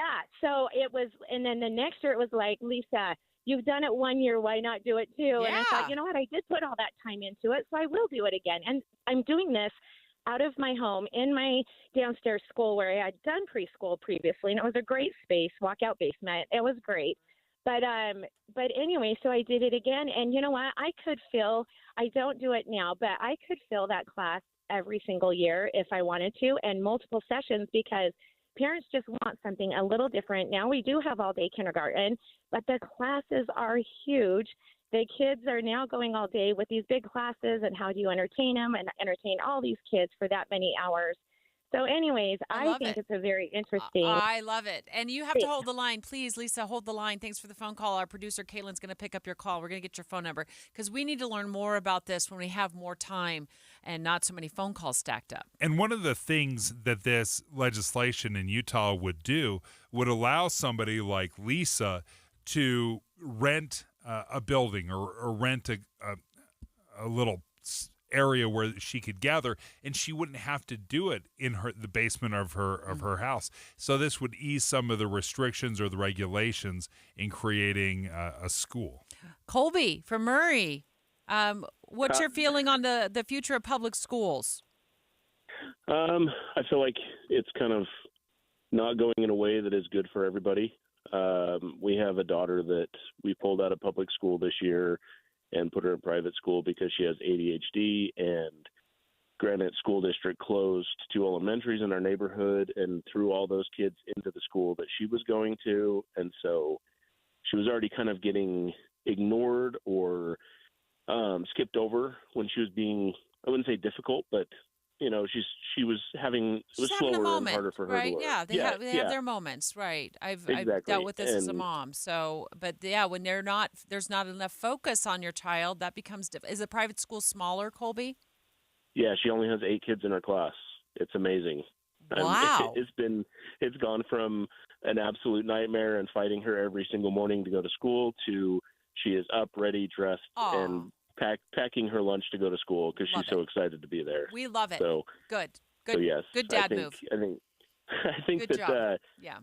Our public schools they need to look at themselves and figure out what they need to do to change. Colby, thanks for the phone call. Paul, you're a former public school teacher. What do you think about some of these maybe bucking this system a little bit? And, alternative schooling. I think it's great. I think we need to think out of the box to be able to educate the modern child. And quite frankly, some of the teachers are fed up with some of the wokeness, if you will, that is getting in the way of education. We are letting school get in the way of education. Which, kind of to my original point, I think we are very good at schooling kids. We've lost some of the love of education, where kids love and are fascinated and curious.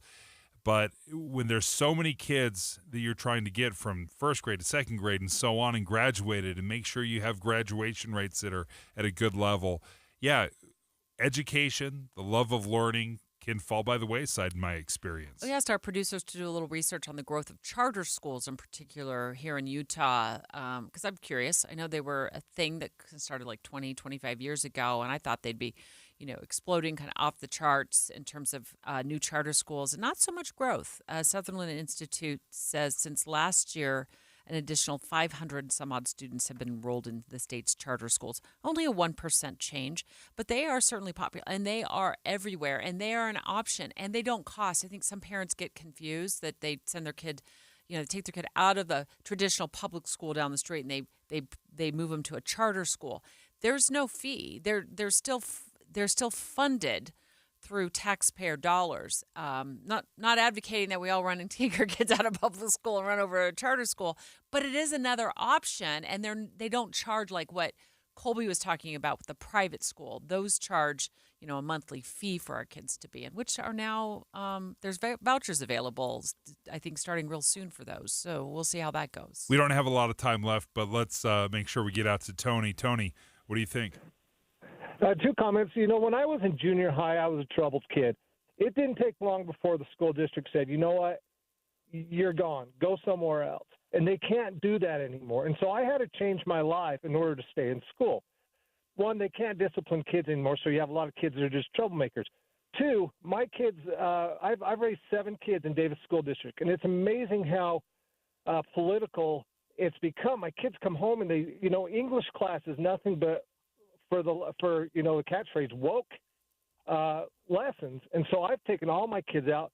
They're in a charter school, and they are excelling, and they're loving it. Well, glad you found a solution for your kiddos there, Tony. Thanks for the live phone call. Lots of great phone calls today, Dave. Yeah, and I think the competition is a good thing. It's very easy to think, when you allow vouchers or you send kids off to microschooling, whatever it might be, homeschooling, you're taking away public dollars, that are already underfunded public schools. But I think the competition is a good thing. The alternative ways of teaching, maybe there is a better way to do this, and we can be stuck in our ways. This is the way it's always been done. Smaller groups can usually play at the edges a little bit and maybe reinvent the wheel. Next, for years now, Dave and I have been trying to kill off the self-checkout lane at the grocery store, and we have not been successful, not even a bit. In fact, they're adding more lanes. So I'm wondering if what's going on in Utah County. What's the longest time you've ever spent at a self-checkout? Will finally kill off self-checkout once and for all. Find out what's going on next. Dave and Dujanovic. A lot of us are filling our workdays with podcasts. When you're working, go to KSLNewsRadio.com. Click on Dave and Debbie's podcast and pick a topic and story length. Podcast with Dave and Debbie. Then get to work with KSL News Radio. The Management Minute is a service of the MBA program in the John M. Huntsman School of Business at Utah State University. I'm Professor Scott Hammond. Imagine playing a game where the rules change every quarter or every halftime. In the back of one of the few remaining stores where you can buy technology is a pile of displays for past products. Most of the companies and products they're selling do not exist anymore. The rules of the game are always changing. What is popular and usable today is dated and gone tomorrow. Companies with teams that continuously adapt to the complexity of the world are the ones that survive. Adaptive teams listen and learn from each other so that when the market changes, they change too. Learn more about what the best teams do in an MBA from Utah State University. Go to utahstatemba.com. That's utahstatemba.com. I'm Scott Hammond. Hope to see you in one of our classes. If you talk and they will hear you. We all want our kids to grow up safe and healthy, so we show them how. And we tell them, with honest conversations that let them know what we expect. Not just one time, but every chance we get. That's especially important when it comes to alcohol and other drugs. Kids not only need to know the dangers and how to avoid them, they need to hear it often from you. And when it comes to pain medications, opioids, they need to know that they should never be taken without a prescription and never shared with friends or family. It's dangerous and illegal. So talk with your kids and guide them through the challenges of growing up safe and healthy. Because when you talk, they hear you. For more information about talking with your kids about underage use of alcohol and other drugs, visit underagedrinking.samhsa.gov. So talk, they hear you. You can do it if you try. Social Security is with you through life's journey from birth to retirement. As your life changes year to year, so do your needs. For over 80 years, Social Security has helped to meet your needs and is committed to improving access to the services that make a difference in your life. Today, you can verify your earnings, estimate your future benefits, apply for retirement, manage your benefits, and even change your address, all from the comfort of your home. Social Security's online services help put you in control with secure access to your information anytime, anywhere, allowing you to spend more time with family, friends, or simply just enjoying the day. Social Security, securing today and tomorrow. See what you can do online at socialsecurity.gov. Produced at U.S. taxpayer expense. This is Derek Miller speaking on business. Impactful Online Solutions is a woman-owned business that creates websites for coaches, authors, and service providers who want to look professional, build trust, and grow their business. Founder April Hyatt joins us with more. People need your unique skills and talents. I help them find you. As a strategic website designer and branding expert, I empower you to build websites that speak directly to your audience. A well-designed website stands out and clearly tells the world what you do. With complete packages that include custom website design, branding, conversion copywriting, lead generation, sales pages, and more, I take the frustration and overwhelm out of building an online presence. That way, when people check you out, they connect with you right away, know you are the best person to help them, and get excited to work with you. If you're a passionate coach, consultant, or service professional, your website needs to show what you do, inspire confidence, build trust, and ultimately grow your business. Let me help you create a website that wows. Get in touch with me at aprilhyatt.com. With both custom packages and complete templates available, Impactful Online Solutions is here to address your unique website needs. Learn more at their website. I'm Derek Miller with the Salt Lake Chamber, speaking on business. With the three things you need to know this hour, I'm Dan Bomas. First, this warm weather could bring rock falls along some of Utah's highways. Second, some families are paying more for child care than they would for college tuition. Third, the United States could get some help from allies in the Middle East as it responds to an attack that killed 3 Americans and wounded more than 30. Right now, 46 degrees and sunny in Salt Lake City. Back to Dave and Dujanovic on KSL News Radio. Dave and Dujanovic. Dave and Dujanovic. Dave and I have single-handedly, as a team, of course, tried to kill off self-checkout at the grocery store so many times on this show, and it seems nothing works. Then we heard a story on KSL 5 television with what's going on in Utah County. We're like, aha! Here's our next move. Well, we know that self-checkout already is being abused and used, and companies are losing a ton of money. So grocery stores specifically are losing a bunch of money on self-checkout through either nefarious activity or just honest mistakes, because we are not professional cashiers. We may swipe a few things and not get it done just right. It's called skip scanning. I did it by accident this weekend at Walmart, but I went back. I fixed it. I mean, I was right there at the register when I figured out I didn't quite swipe that second item that I had. And I looked at everything. I was like, it had two avocados, okay? That's what it was. So it had skip scanned out of the store out of 78 cents. But I figured it out right there. It's not that hard to figure it out. But when you have $100 worth of groceries, which are basically like 5 items now, but $100 worth of groceries in your cart or $200 worth of, I could see where skip scanning would become a possibility. But people are doing that on purpose. They're not like me. It's like, oh, shoot, I missed that second banana. Yes, I do buy just 2 bananas. They are doing it on purpose to make it look like they're at the register doing the right thing and ringing up their items, but what they're actually doing is they're skipping one of those items. And if you're wondering why are they so popular, all these self-checkout, I just looked up how much it costs for one of these self-checkout stations, a kiosk. And they cost about $30,000 a piece, which is significant, right? But if you invest $30,000 in this one thing, $125,000 or so for 4, then you're saving so much money on employees.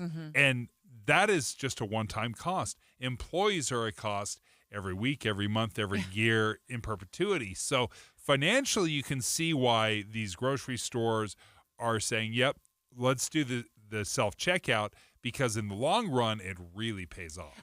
But you know what else costs grocery stores? Fraud. Sergeant Spencer Cannon with the Utah County Sheriff's Office live on the line. So you guys had a case where these 2 suspects were spending nearly, 15 minutes, a quarter of an hour at the same self-check stand as they were charging. What were they doing there for 15 minutes? Well, good. I appreciate you guys having me on. It's interesting that what they do, and I don't know that you can really blame the clerk that is watching over these self-checkout kiosks, because that's their job. Well, yeah, but they're the 16-year-old too, Spencer. I mean, they're like 16, 18 years old a lot of times, and I would want them interfering with somebody that looks like they're up to no good. Right, I agree. And no matter what their age is, watching over 8 or 10 or 12 stations for one person, if every one of them is full, would be kind of tough to do. Well, this one particular case, I shared the video with Andrew Adams, they were at this station for almost 15 minutes. 14 minutes and 46 seconds is how long they were there. They used multiple different credit cards or debit cards that they had stolen in auto burglaries up Provo Canyon. And so it makes it a real challenge, because they'll go there, they'll use what they can. If they had to go to a checkout station where there was a live clerk there, they're not going to be handing them multiple different credit or debit cards that have somebody else's name on it, and they can't identify themselves. And so, yeah, they get in there and they're buying a lot of cash cards. They buy some personal items, maybe some clothing items or some, healthcare items or something like that. But they'll buy 2 or 3 or 4 or a half dozen cash cards in amounts of $200 to $400 to $500. And when they leave, having bought those, they've got that much cash in their hands, essentially, that are virtually impossible to trace. And so I don't know what the perfect solution is to that, but it sure seems like this particular kind of criminal activity would be reduced significantly if these people had to go to a live clerk at a register. Do we have any idea how much money they racked up in those 15 minutes? Those in that particular one, I don't remember the exact amount, but it was several $1,000s, $2,000 or $3,000, as I recall. So a significant amount for them. And if you're looking at that as a job, then they have just worked their day. They go up to Bridal Veil Falls actually this one was at Vivian Park, which is above Bridal Veil Falls. They went there, they committed their auto burglaries, came down, went to the store, did their shopping, and were done. And so an hour or hour and a half of work, they've made $2,000 or $3,000. Wow. So what they're doing then is they're taking advantage of people who are probably on a hike, who've left their credit card or their debit card in their car. So they break into the car. Sometimes those cars are locked. Sometimes they're not. They get that card. Then they go to the grocery store and they stand at the self-checkout and use that stolen debit or credit card to purchase a gift card, right, and put a large amount on that gift card, and then they can like a Visa card or a MasterCard or whatever, or even another store, and then they can go to that store with that gift card. Now they're one step removed from that stolen credit card because they've got these gift cards they've bought. Wow, Right, what a scam! exactly. What a scam! And then it's got unchecked because the self-checkout, nobody's really asking them what they're up to. Yeah, it really is a big-time scam because once they carry out their crime, then it's virtually impossible to catch them. The good thing about the checkouts is the stores are getting to have pretty decent security video, and sometimes when we post those on social media, we will actually get people who recognize them and we're able to catch them. But once they have the goods, catching them after that is very, very difficult to do. Spencer Cannon, thank you for joining us, Sergeant, with Utah County Sheriff's Department. And my goodness, Deb, what a scam. Like, you can just see how easily that could be done. Yeah. And also, lesson here, do not leave your credit cards, your debit cards, your wallet in your car when you go hiking. I mean, it's a trailhead, folks. And the criminals love it when you leave stuff in there because they know you're not going to be back for a couple of hours. And it's not just trailheads, it's churches, it's, tracks, parking lots. You just have to take your stuff with you. But again, no way this happens if they have to go through a checkout line with the cashier. Problem solved.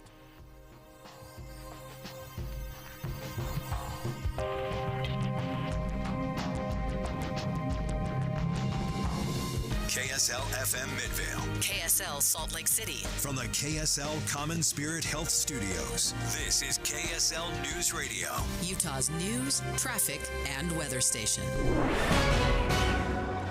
Good afternoon. KSL News Time is 12 o'clock noon, and this is Utah's Noon News. I'm Maria Shaleos. KSL's top story this hour. Parents of a child with breathing difficulties are suing the Alpine School District. They say a bus driver sat on their son to restrain him. KSL News Radio's Hugo Ricard-Bell has been reading through the court documents. Hugo? According to the lawsuit, this is not the first time Kathy Draper, a bus driver employed by Alpine School District, had abused the 9-year-old. Prosecutors are alleging that Alpine School District officials had seen video evidence of Draper physically abusing the same child before, but apparently did nothing. The lawsuit also says the child has intellectual and physical disabilities, which include significantly diminished lungs. Hugo Ricard-Bell, KSL News Radio. KSL has reached out to the Alpine School District for comment. So far, they've yet to respond. A Utah lawmaker wants higher fines for people who speed in school zones. State Representative Robert Spendlove tells David Dujanovic Utah hasn't updated the current law in 27 years. We have a very high fine for speeding in a construction zone. Let's have the same kind of fine for school zones because we value our kids as much as we value construction workers. Right now, speeding in a school zone has a minimum fine of $50. The bill would increase that to $260. The bill would also increase the fine for driving around a school bus with its stop sign out to $1,000 along with community service. Utah Highway Patrol says our warmer than normal weather may be creating unexpected rock slides. At least twice this morning, they've responded to rock falls halfway up Ogden Canyon. One of them was large enough that they had to move the rocks out of the way with a snowplow. Fortunately, no one was hurt. No cars were damaged. A man is in the hospital after a trench collapsed at a construction site in Weber County. The fire department says it was extremely muddy and it completely buried him. Another worker brought over a backhoe, dug him out, something first responders don't recommend because you risk hurting rather than helping. But in this case, it worked. The victim was taken to the hospital in critical condition but was conscious when rescuers arrived on the scene. KSL's top national stories. New details today about a shooting last month at UNLV. A new confidential law enforcement investigative report obtained by ABC News finding 67-year-old shooter Anthony Polito had a hit list on him when he entered the UNLV Business School on December 6th. He had 2 laminated cards on him with photos, names, and room numbers of his intended victims. Those blood-stained cards were found at the scene. Polito was killed in a shootout with police. None of his intended targets were there that day, so police say he shot random victims instead. Alex Stone, ABC News. The Pentagon is promising to respond after a drone strike in Jordan that killed 3 U.S. service members. ABC News contributor General Robert Abrams says he wouldn't be surprised if we get aid from our allies in the region, too. Much like we had at the beginning of the counter-ISIS campaign in 2014 through the height of it in 2016-17. So that would come in the form of principally aerial support, maybe some additional special forces support, and some naval support. That drone strike injured dozens of people in addition to killing 3 Americans. The U.S. blamed an Iranian-backed group, which is believed to be retaliating for U.S. support of Israel against Hamas. More evidence that prices are stabilizing, meaning the risk of recession is down to a minimum. Inflation is slowing, and we're also leaving behind our fears of that coming recession. In fact, the turnaround has been so successful, it has some economists rethinking how to avoid future recessions. And they say the answer may be using the federal government's power of the purse to get money in people's hands rather than having the Fed shift through interest rates like we've seen in the past. That is ABC's Trevor Alt reporting. The ex-government contractor who leaked copies of Donald Trump's tax returns has been sentenced. ABC News national correspondent Stephen Portnoy has more. Former IRS consultant Charles Littlejohn admitted in court that he accessed and released the tax returns of more than 1,000 wealthy Americans, including former President Trump. But in a deal with federal prosecutors, he pleaded guilty to just a single count of illegally disclosing tax information. Judge Ana Reyes, a Biden appointee, told Littlejohn that he engaged in an attack on democracy, and she imposed the maximum sentence for the single count, 5 years in prison and a $5,000 fine. Littlejohn released them to several news outlets in 2019 and in 2020. Former South Carolina Governor Nikki Haley is back campaigning in her home state, but this time it's for the presidential bid. Columbia, South Carolina Republican Mayor Daniel Rickenman told ABC News about what's on the minds of Columbia voters. People are still kind of really weighing their choices and understanding if they want to be involved in this election, which is what I think a lot of people are worried about. Are people going to stay home because they're not sure of the choices that are available? Former President Donald Trump is still leading in the polls with double digits ahead of the state's primary. First look traffic. Good afternoon, Ricky Meese. Good afternoon, Maria. Crews are still on the scene of this crash in Sandy, southbound I-15 106 South. Ricky Meese in the KSL Traffic Center. KSL News Time, 12:05. Spend time with KSL News Radio and get a deeper understanding of the world around us. I do listen to KSL so much because you've got voices like Boyd Matheson. I listen to him every day. You can trust him. Inside Sources, weekdays 1 to 3. On KSL News Radio. Any Hour Services can help you make sure your furnace keeps you warm this winter. Whether you need a tune-up or repair or a second opinion about replacing it, call Any Hour Services or visit anyhourservices.com. All the talks we've had over the years, including what you've told me about not using alcohol and other drugs, they stick with me. And believe it or not, they really do make a difference, especially at times that matter most. Hey, want a drink? No thanks, I'm good. So thank you, Dad, for talking and preparing me for what's ahead. Thank you for talking. For more information about talking with your kids about underage use of alcohol and other drugs, visit underagedrinking.samhsa.gov. Thank you for joining us for Utah's Noon News, recapping our top local story. Some parents are suing the Alpine School District after they say a bus driver sat on their child to restrain him. KSL News Time, 12:06. The founder of the Underground Railroad Group that goes after human traffickers has been invited to speak at this year's Conservative Political Action Conference. Tim Ballard has been surrounded with controversy after being accused by multiple women of sexual assault. The CPAC website says Ballard will share the stage with conservative leaders, including Arizona Senate candidate Carrie Lake, former Trump aide Steve Bannon. KSL Sports. The stage is set for a Super Bowl rematch. The last time the 49ers were in the Super Bowl, they lost to Kansas City. Got a big lead on them and weren't able to hold on, and that's just a testament to the type of team that they are. And so I'm expecting it to be another battle. That is 49ers defensive tackle Eric Armstead. San Francisco came from behind to beat Detroit in Sunday's NFC Championship game. The Super Bowl is set for February 11th in Las Vegas. Nearly 2 years later, the U.S. is set to win gold in the 2022 Winter Games now that a Russian skater has been disqualified. The U.S. Olympic Committee praised the decision by the Court of Arbitration for Sport to disqualify Russian figure skater Kamila Valieva from the Beijing Olympics. She failed a doping test but took part in the team figure skating event, which Russia won. The IOC decided at the time not to award medals. The U.S. finished second and is now set to be elevated to gold. That is ABC's Brian Clark reporting. More people are experiencing sports-related cardiac events, and it's not just the players. It's supported by scientists. Watching sports can be bad for your health. Multiple studies have linked heart failure and cardiac arrest to the emotions felt while watching the activities. In 2017, researchers in Montreal found that TV viewers' heart rates increased 75% for 40 minutes, and the heart rates of in-person viewers increased by 110% for 72 minutes.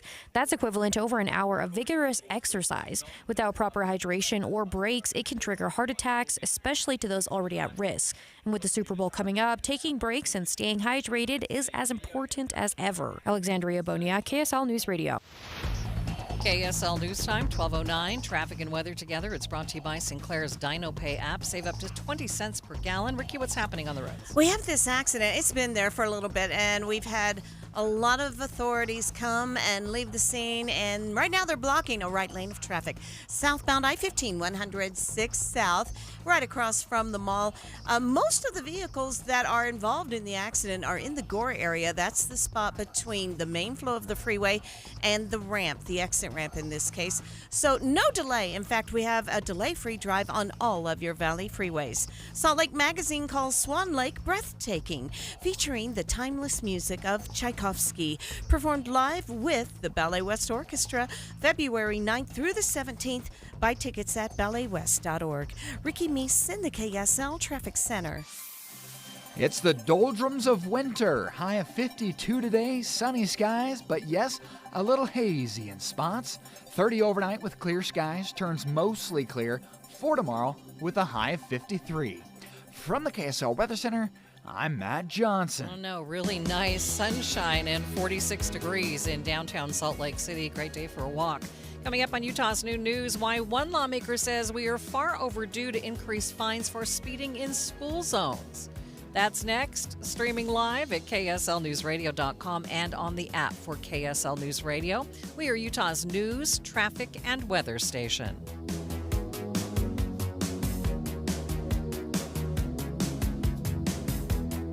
Paid for by government.com. Did you hear? A recent stash of $10 gold Liberty coins from the 1800s has been found. These gorgeous gold coins are as bright and shiny as the day they were struck in the late 1800s, and less than 50 of these gold coins are available. Coin experts are calling this gold find an incredible opportunity. Call 1-800-473-3993 and you are guaranteed a $10 gold Liberty coin minted by the U.S. Mint in the 1800s. But with extremely limited availability, you must call now. These gold Liberty coins from the 1800s are still in uncirculated condition. That is history you can hold in your hand. To learn more, call 1-800-473-3993. Call now and you'll receive a free American Coin Collector's Bonus Package, a $40 value, free with every order. Call 1-800-473-3993 now to secure your $10 gold Liberty coins dated from the 1800s before they sell out. That's 1-800-473-3993. I had no idea what the world of cabinets might hold for me, but Euromax has opened my eyes to what cabinets should be.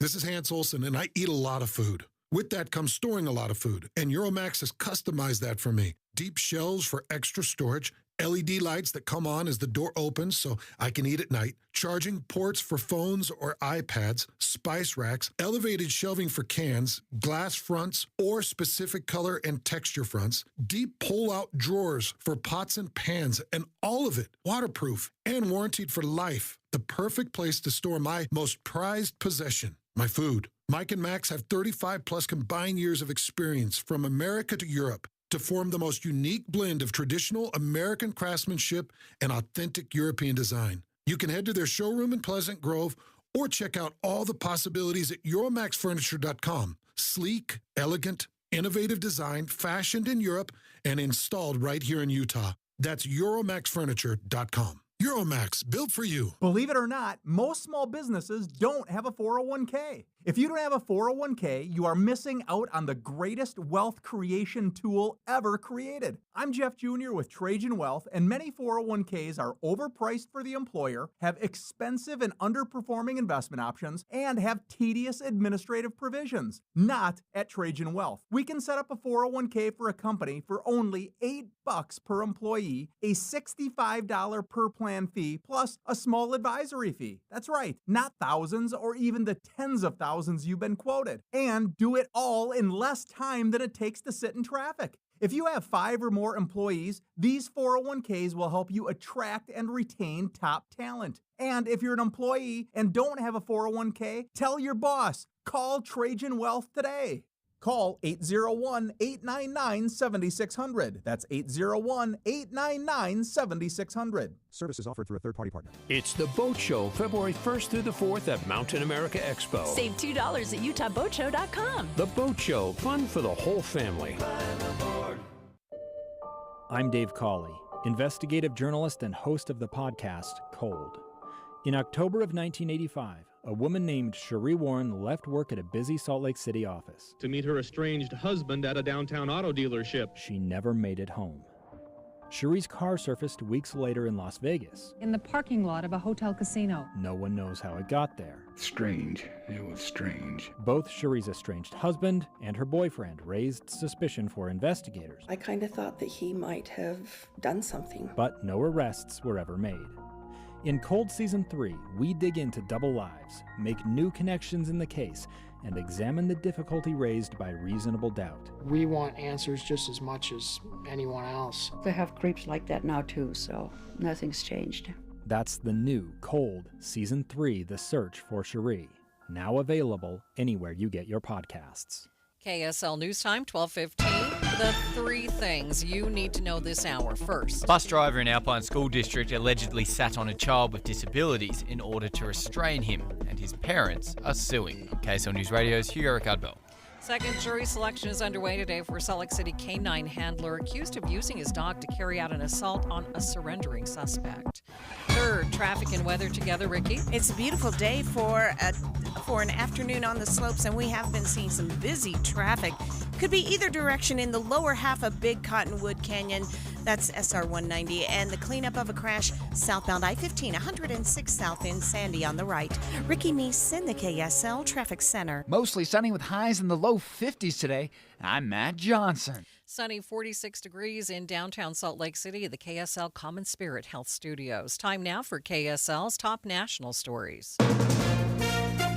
From ABC News, I'm Daria Albinger. The White House and the Pentagon consider a response to the deadly weekend drone attack on U.S. troops in Jordan. President Biden met Monday morning in the White House Situation Room with members of his national security team to discuss the latest developments regarding the attack on U.S. service members in Jordan. This meeting was not on the president's public schedule. Included in the briefing, National Security Advisor Jake Sullivan, Defense Secretary Lloyd Austin, Director of National Intelligence Avril Haines, and other senior White House officials. National Security spokesman John Kirby on ABC on President Biden's considerations. He's going to have to weigh what the options are going to be. There will be a response. Karen Travers, ABC News, the White House. 2 U.S. officials confirmed the enemy drone was confused for a U.S. drone that was returning from the base at about the same time. A group called Take Our Border Back is calling for demonstrations across the country. They come a day before the House Homeland Security Committee is expected to vote on articles of impeachment that accuse Secretary Alejandro Mayorkas of willfully ignoring federal immigration laws. The governor of Texas gets a long-distance ally in his battle with the feds over border policy. Governor Brad Little is sending 2 teams of Idaho state troopers to act as, quote, a force multiplier at our lawless southern border, unquote.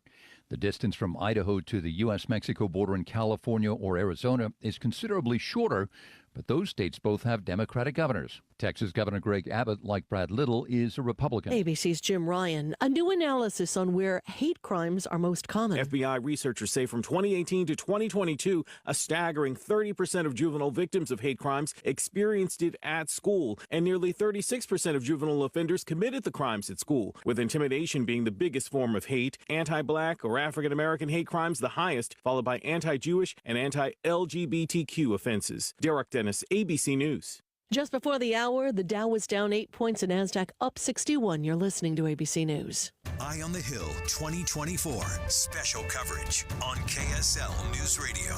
Time now for the KSL In-Depth. A Utah lawmaker says it's past time to beef up penalties for drivers who speed in school zones. Representative Robert Spendlove says it happens a lot more than you realize. It really is statewide. I did a quick search of where we've seen these in the last year, and I found Layton, Delta, Magna, Cottonwood Heights, Saratoga Springs, Heber City, Salt Lake City, St. George, Logan, and Lehigh have all had kids get hit by cars in the last year. So what that shows, I don't think people intend to be dangerous. I don't think they intend to risk the lives of kids. But because the law isn't effective, people aren't thinking about it. So we need to bring this back up to the front and have people thinking about this. Spendlove says the current system just isn't working. So right now, it's either or. Either they follow the existing speeding fine schedule, or they follow the school zone fine schedule. So it's either 120 or 50. So that's where it's just become completely ineffective. So this would say the minimum fine for speeding in a school zone is $260, and then it goes up after that. It goes up to as much as $760 if you're 40 miles. So if you're going 60 miles an hour in a school zone, it's going to be $760. And then it increases for the second offense. The bill also increases the fine for driving around a school bus with its stop sign out to $1,000. KSL News Time, 12:19. Traffic and weather together. It's brought to you by Sinclair's DinoPay app. Save up to 20 cents per gallon. Here's Ricky Meese. Crews are in the final cleanup stages, I think, of this accident in Sandy, southbound I-15 at 106 South. It's been there for a while, but a tow truck is now at the scene. So hopefully they're going to have this completely out of the way within the next 15-20 minutes. It's a delay-free drive on all the Valley freeways. Looks like we may have a little bit of trouble in traffic. This is in the Draper-Bluffdale area on the exit ramp from northbound I-15 at 146 South. It's Zero Res's best deal of the year. Get one room of carpet cleaned starting at $25 per room with promo code 25RM. Book online anytime at zerores.com. Ricky Meese in the KSL Traffic Center. KSL 7-day forecast has balmy January weather in store for most of the week. We'll go 52 today, sunny skies and hazy. Mostly clear for tomorrow, 53. We'll then go mostly sunny skies again on Wednesday, 56. Very, very mild. 55, mostly cloudy with a southerly breeze on Thursday. Showers increase Thursday night. Friday, showers, 49. Maybe a rain-snow mix on Saturday, 42. We drop it down to 43, mostly cloudy on Sunday. From the KSL Weather Center, I'm Matt Johnson. It's a beautiful afternoon, sunny, 48 degrees in downtown Salt Lake City, and the 7-day forecast is brought to you by Performance Automotive Bountiful.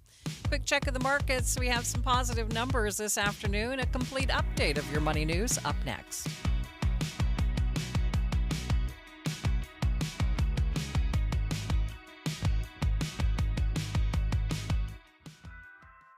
You can stream your favorite show anytime, but the opera only happens 4 times per year. Join us and make new memories with your family and friends. Enjoy the entertaining stories, beautiful sets and costumes, and mesmerizing music. You deserve an elegant night on the town or a Sunday matinee with Utah Opera. Your couch will be there when you get back. Tickets start at $21. Get yours today at utahopera.org. Get ready for the ultimate movie experience. You, your loved ones, the big screen, and, oh yeah, the world-class Utah Symphony playing the movie's music live, giving you next-level surround sound. Don't miss the Hollywood classic Casablanca or the animated favorite How to Train Your Dragon. The Films in Concert series will become your new preferred cinematic experience. Located conveniently in downtown Salt Lake City at Marisa Bravenel Hall. See what's playing next at utahsymphony.org/films. Experience Utah Symphony's films in concert. Tickets are on sale now at utahsymphony.org. In this market, you'll find Fisher Investments is different than other money managers. Different how? Aren't we all just looking for the hottest stocks? Nope. We use diversified strategies to position our clients' portfolios for their long-term goals. You don't just provide cookie-cutter portfolios? No, we tailor our clients' portfolios to their goals and needs. But you still sell investments that generate high commissions for you, right? No, we don't sell commission-based products. We're a fiduciary, the highest standard of care for a financial advisor. It means we're obligated to act in our clients' best interest. So when do you make more money? Only when your clients make more money? Yep, we have one transparent management fee structured so we do better when our clients do better. Sounds like you really look out for your clients. We do, because our priority is helping them achieve a comfortable retirement. That might be why most of our clients come from other money managers. Visit FisherInvestments.com to find out why investors like you switch to us.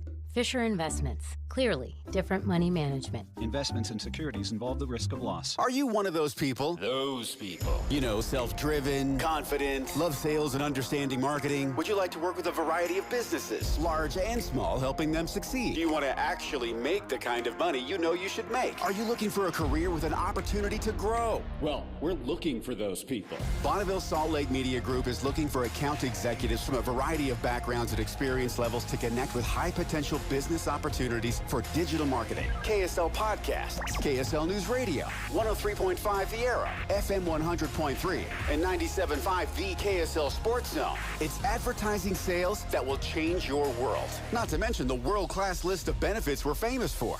You'll work in person and remotely in a dynamic team culture with opportunities to reach audiences both locally and globally. If this is the kind of work that interests you, text careers to 57500. That's careers to 57500. Text careers to 57500. KSL News Time, 12:24. Kate Middleton, the Princess of Wales, is out of the hospital after having abdominal surgery. Buckingham Palace says it was a planned surgery and it wasn't cancerous. ABC's Maggie Ruley reports. The palace today said she's, quote, making good progress. They then went on in that statement to thank the entire team at the London clinic, saying she also is sending thanks to people for the well wishes they've received from around the world. But, you know, all we know now is that it's going to be a long recovery for Kate. The palace has said they expect her to take 2 to 3 months of recovery at home. They don't expect her to return to any official royal duties until at least after Easter. King Charles was also released from the hospital today after undergoing treatment on an enlarged prostate. Watching Utah's Money, Chair Jerome Powell will enter this week's Federal Reserve meeting in a much more desirable position than he likely ever expected. Inflation is getting close to the Fed's target rate. The economy is still growing at a healthy pace. Consumers keep spending, and the unemployment rate is nearly a half-century low. Most economists say they expect the first rate cut to occur in May or June. Amazon Prime Video will start showing ads today. Customers will have to pay an extra $3 on top of their subscription to get rid of them. As of this morning, the cheapest ticket to the Super Bowl would cost you $9,864. A lot of tickets on SeatGeek are listed for around $15,000, and the most expensive tickets cost more than $86,000. And your money at this moment, the Dow is up by 31 points. It's sitting at 38,141. S&P, it's up by 12. The NASDAQ up by 85 points.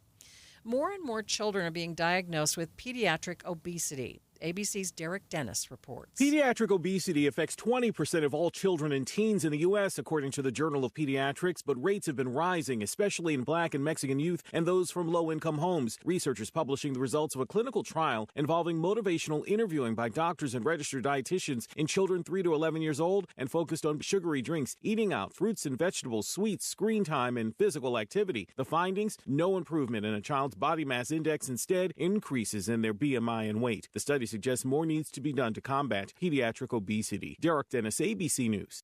Meet Aileen. Hello. Aileen suffers from FOMO. Fear of missing out. Missing out on her favorite KSL shows. I really do. Fear not, Aileen. Just bring up the podcast page at KSLNewsRadio.com. Utah's Morning News, Dave and Debbie, Boyd Matheson, and Jeff Kaplan are all there. Plus BYU Cougar Podcasts, The Movie Show, and more. No more FOMO?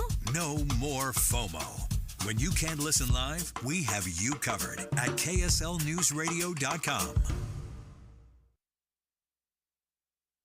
Tim and Amanda. Yes, KSL is a trusted institution. I mean, it's a 100-year-old institution, and I know that with that legacy comes a responsibility and a trust. But I want you to know, we have diverse voices at this radio station. Young people, we have people of all different ages, of all different cultural backgrounds, who put their 2 cents into what stories we cover from day to day. We also are young in terms of our employees. Well, I've been kicking around the Salt Lake City market for 40 years. I felt like I needed a decade of radio under my belt before I even attempted to climb that mountain.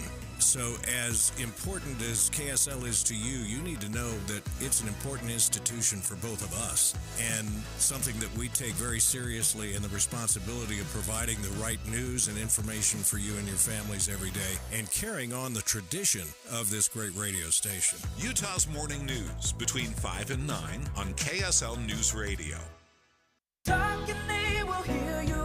We all want our kids to grow up safe and healthy, so we show them how. With honest conversations that let them know what we expect. That's especially important when it comes to alcohol and other drugs.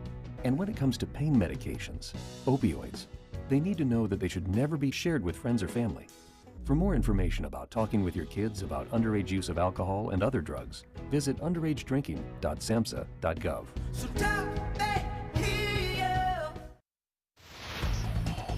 KSL News Time, 12:29. Traffic and weather together. It's brought to you by Sinclair's DinoPay app. Save up to 20 cents per gallon. Let's check in now with Ricky Meese. A delay-free drive on all of your Valley freeways, including I-15 in Weber, Davis, Salt Lake, and Utah counties. We still have the cleanup of the crash. Southbound I-15, 106 South Sandy. It's mostly to the right, not causing any delay. Advanced Window Products, $2,500 off 10 windows or more. AdvancedWindows.com. Affordable windows guaranteed. Ricky Meese in the KSL Traffic Center. With the core of high pressure right over the Great Basin, we'll keep temperatures similar to yesterday. Low 50s, sunny skies, mild, even some haze. 30 overnight, goes mostly sunny tomorrow with a high of 53. From the KSL Weather Center, I'm Matt Johnson. Sunny and 48 degrees in downtown Salt Lake City and St. George at this hour. It's 56, Park City at 40. You're listening to Utah's New News with Maria Chaleos on KSL News Radio. 102.7 FM and 1160 AM. Good afternoon, KSL News Time, 12:30. KSL's top story this hour. Salt Lake County's west side is long overdue for some more commuting relief. Enter something called the West Side Express. The legislature is looking at more funding to beef up public transit on the west side. KSL News Radio's Adam Small has details. Utah Senate Minority Leader Luz Escamilla is asking to save for $4 million to bridge a funding gap so UTA can finish their West Side Express project. We're going to need more active transportation and the ability for people and also bus routes to get us to the place we need to get. UTA says this would be a 15-minute, one-seat electric bus service across 29 miles of Salt Lake County. It follows along 5600 west from the Old Bingham Highway to the airport, then it crosses over into western Salt Lake City and eventually into downtown. Now, this $4 million proposal will need the approval of the full legislature. We're also still more than a year away from seeing construction start and more than 2 years from seeing the service up and running. Adam Small, KSL News Radio. Jury selection is underway today for a Salt Lake City canine handler accused of using his dog to carry out an assault on a surrendering suspect. Nicholas Pierce is accused of ordering his canine, Tuco, to attack a man who was kneeling and showing his hands back in April of 2020. After that, Salt Lake City stopped using canines to arrest suspects. If convicted, Pierce could get up to 15 years in prison. The ex-social media company is blocking searches for Taylor Swift this morning after AI-generated pornographic images of the singer were being shared on the platform. Utah Senator Mike Lee is now publicly calling on Swift to back a bill that he plans to reintroduce that cracks down on websites sharing pornographic deepfake images and makes it easier for people to sue sites that don't quickly take those images down. KSL's top national stories. The attack in Jordan that killed 3 U.S. service members could complicate negotiations to get aid to Gaza and release hostages. The White House says the conversations about a ceasefire between Israel and Hamas have been constructive and serious. Asked if the White House is worried that U.S. retaliation for the strike in Jordan could complicate those talks, National Security spokesman John Kirby said, We still believe that even given the weekend's events, that these talks should go forward. We should try to get a hostage deal in place so that we can get them, those hostages, home with their families, but also be able to get a pause in the fighting. Karen Travers, ABC News, the White House. Utah lawmakers are reacting to the attack. Senator Mike Lee tweeted, "Please join me in praying for our courageous men and women in uniform and their families." Representative John Curtis said he mourns for the families and prays for the swift recovery of the injured. He went on to say that President Biden needs to reestablish deterrence and reinforce our commitment to protect U.S. service members. Other national stories KSL is following. It's Defense Secretary Austin's first day back at the Pentagon following his hospitalization. I'm glad to be back at the Pentagon.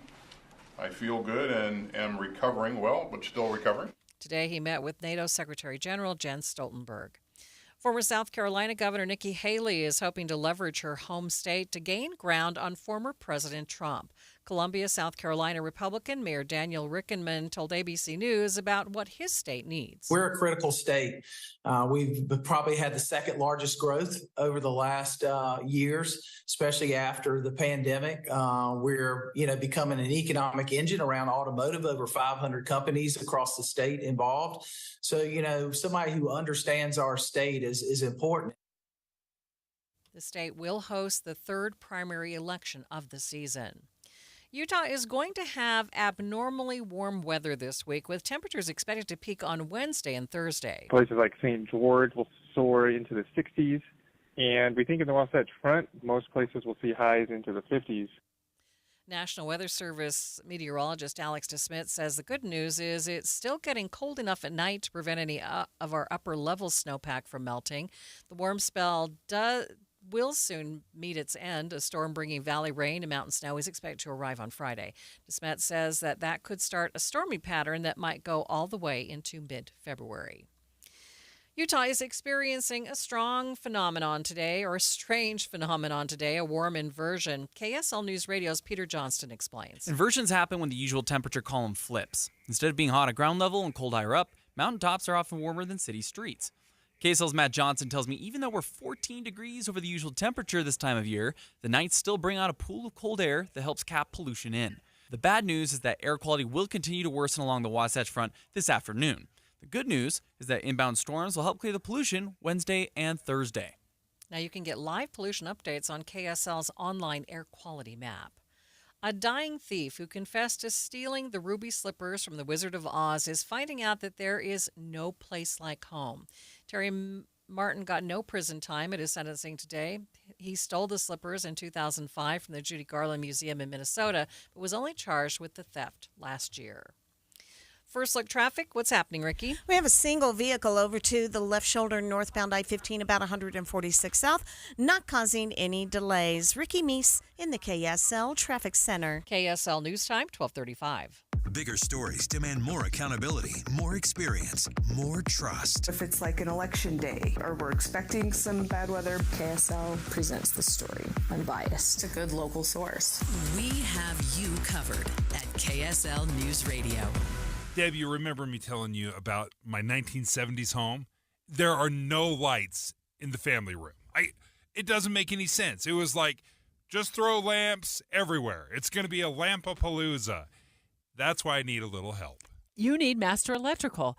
And the best part about Master Electrical, in my view, is they have upfront pricing. So when they show up to your house to give you the bid, that upfront pricing guarantee is going to stick. That's the price you're going to pay when the job's done.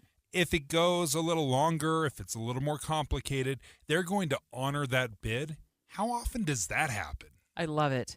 Master Electrical, proudly serving from Logan to Santa Quin, all with that upfront pricing guarantee. All you have to do is give them a call, 801-543-2222. And remember, they are always open, including for emergency services. So again, check them out online at masterelectrical.com or give them a call at 801-543-2222. This Monday Tax Tip is brought to you by Susan Spears, CEO of the Utah Association of CPAs. Do you have a dependent in college? Do you depend on tuition tax credits to reduce your tax liability? Form 1098-T is a statement sent by schools and copied to the IRS that verifies that you paid what the IRS calls qualified educational expenses in the preceding tax year. If you don't get this official verification, you cannot claim the American Opportunity or Lifetime Learning Tax credits for the tuition, books, supplies, and equipment expense needed for classes. The student will need to contact the educational institution and request the Form 1098-T. Your CPA will be able to assist you as well. Get the most out of your income tax preparation when you hire a CPA. Go to uacpa.org to find a CPA that's right for you. That's uacpa.org. Listen to KSL on Monday for more tax tips from the Utah Association of CPAs. Thank you for joining us for Utah's Noon News, recapping our top local story. Utah lawmakers are looking at more funding for public transit on the west side of Salt Lake County. KSL News Time 1237. New data is showing where hate crimes are the most common. The FBI looking at hate crimes nationwide and found schools in the U.S. are the third highest location for these crimes to occur. That's after happenings at home and on the road. FBI researchers say from 2018 to 2022, a staggering 30% of juvenile victims of hate crimes experienced it at school, and nearly 36% of juvenile offenders committed the crimes at school, with intimidation being the biggest form of hate, anti-Black or African-American hate crimes the highest, followed by anti-Jewish and anti-LGBTQ offenses. Derek Dennis, ABC News. The open house for the Red Cliffs Temple of the Church of Jesus Christ of Latter-day Saints began today with a tour for news media. A church news release says public tours will begin February 1st and reservations can be made online. The new temple in St. George will be dedicated March 24th. Hundreds of Utahns won't be getting their packages this week after a big delivery truck ran into a guardrail on I-15 in Springville and caught on fire. UPS employee Bailey Dunn says their packages automatically include some form of insurance. In cases like that where there's multiple destroyed like that, that would probably be something where they would, I would assume they would reach out for that. There is no word on exactly how many packages were damaged, but you can find photos at kslnewsradio.com. Can you imagine Sundance anywhere but Park City? The rumors stem from comments made by the Sundance CEO. She said Park City is beautiful and part of the festival, but it's very challenging. She added that accessibility and cost are causing some of the issues. It's a pretty remote area, and skiers, Ubers, and restaurant employees don't love the crowd. The increase in tourism can be difficult to maintain. Locals complain about the stress it brings to their public transportation system as well. Wait times for the bus were more than doubled this year. The CEO clarified that she does want to make it work, but negotiations are coming up. Alexandria Boniak, KSL News Radio. Traffic and weather together. It's brought to you by Sinclair's DinoPay app. Save up to 20 cents per gallon. Any trouble spots, Ricky? Well, the one crash we began the noontime drive with has been cleared.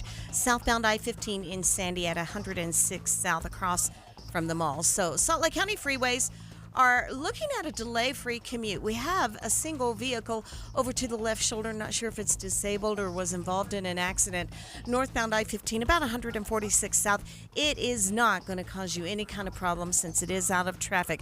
All the Valley freeways and main secondaries in the Valley are in good shape. Higher elevations, no problems reported on I-80 in Parleys, Big or Little Cottonwood, or on Highway 189 Provo Canyon.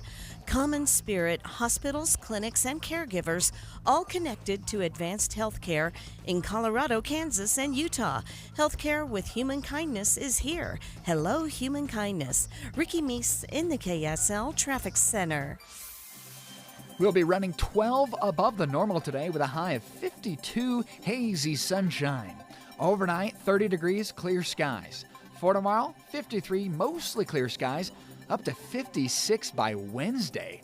From the KSL Weather Center, I'm Matt Johnson. Sunny and 48 degrees in downtown Salt Lake City. And coming up on Utah's Noon News, we'll go in depth on the trend of artificial intelligence generating porn and how laws aren't quite keeping up with technology.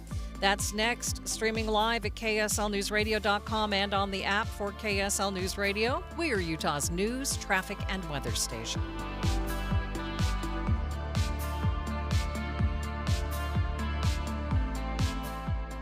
As the new year begins, you and your credit card might be ready for a quiet break. Experience the relief of a low rate with the Mountain America credit card. With a 3% cash bonus on balance transfers, it's more relaxing than ever. Open a Mountain America credit card today for your limited time bonus. Details at macu.com/transfer. Loans and approved credit. Membership required based on eligibility. Offer can change or be withdrawn at any time. Terms, conditions, and restrictions apply. See the high-flying dunks, show-stopping blocks, and crowd-silencing threes at Delta Center this season. With an action-packed schedule, it's easy to get to a Jazz game. Pick out an unmissable matchup or just a tip-off time that works for you. It's time to put on your Jazz gear and head to the game. Come with a friend, a loved one, or as a group. See all available tickets and options at utahjazz.com or call or text 801-355-DUNK. At Shane Company, we believe we're all made to shine. This Valentine's Day, celebrate the love of your life, your best friend, or your best self with unique fine jewelry from Shane Company. We're passionate about sourcing the most beautiful and vibrant gemstones from around the world so everyone can shine bright.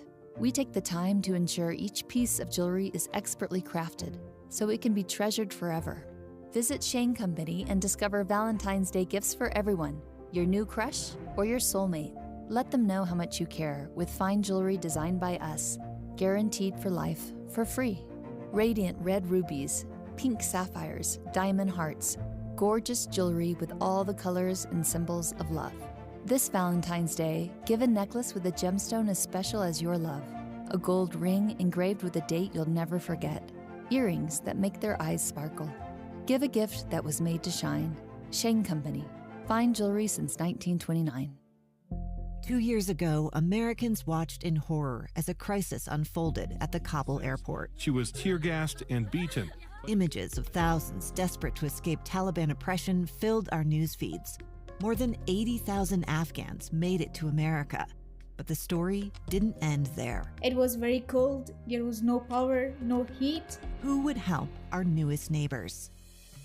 I'm Andrea Smartin. In Stranger Becomes Neighbor, you'll hear the stories of some remarkable refugees who left their homes and their dreams behind, only to start over from zero. Their only possession was 3 blankets. And you'll meet Americans who stepped up to help them. You want me to come when you deliver your baby. What can one person do in the face of an international disaster decades in the making?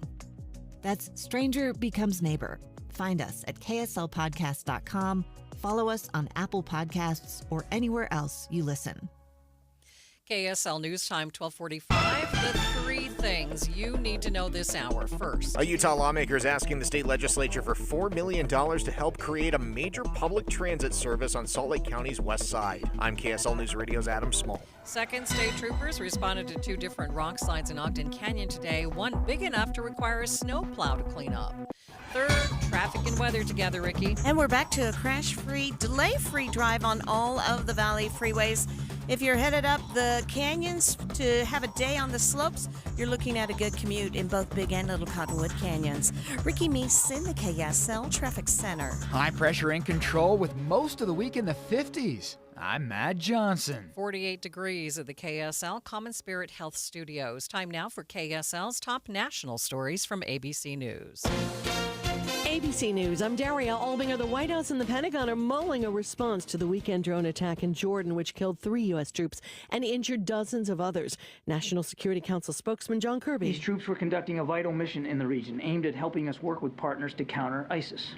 And even as the Defense Department gathers more information about the attack, that mission must and will continue. U.S. officials confirmed troops mistook the drone for one of its own, which was supposed to head back to base at about the same time. A group called Take Our Border Back is calling for protests across the country, but leaders demand the demonstrations stay peaceful. The House Homeland Security Committee is expected to vote tomorrow on articles of impeachment which accuse Secretary Alejandro Mayorkas of ignoring federal immigration laws. If you have your W-2s, it's time to put them to work. Tax filing season begins today. The deadline to file in most states is Monday, April 15th. This is ABC News. Time now for the KSL In-Depth. It's not every day you hear Utah Senator Mike Lee and Taylor Swift in the same sentence, but here we are. The senator is asking for the singer's help after someone created deepfake pornographic images of her and shared them on X. Senator Mike Lee wants Taylor Swift to back his legislation, which would require porn companies to get consent from the people in their images. But our colleague, Debbie Dujanovic, worries that that doesn't address what's happening right now on social media. And she got emotional today talking about how all of us have a role to play in fighting back against this type of crime. I just cannot imagine my daughters having to deal with this. It causes issues with their well-being, the psychological trauma, the feeling of humiliation. It causes fear. It causes embarrassment. These cause shame. It impacts relationships. It harms their reputation. And it affects their employability. These images are ruining women and girls.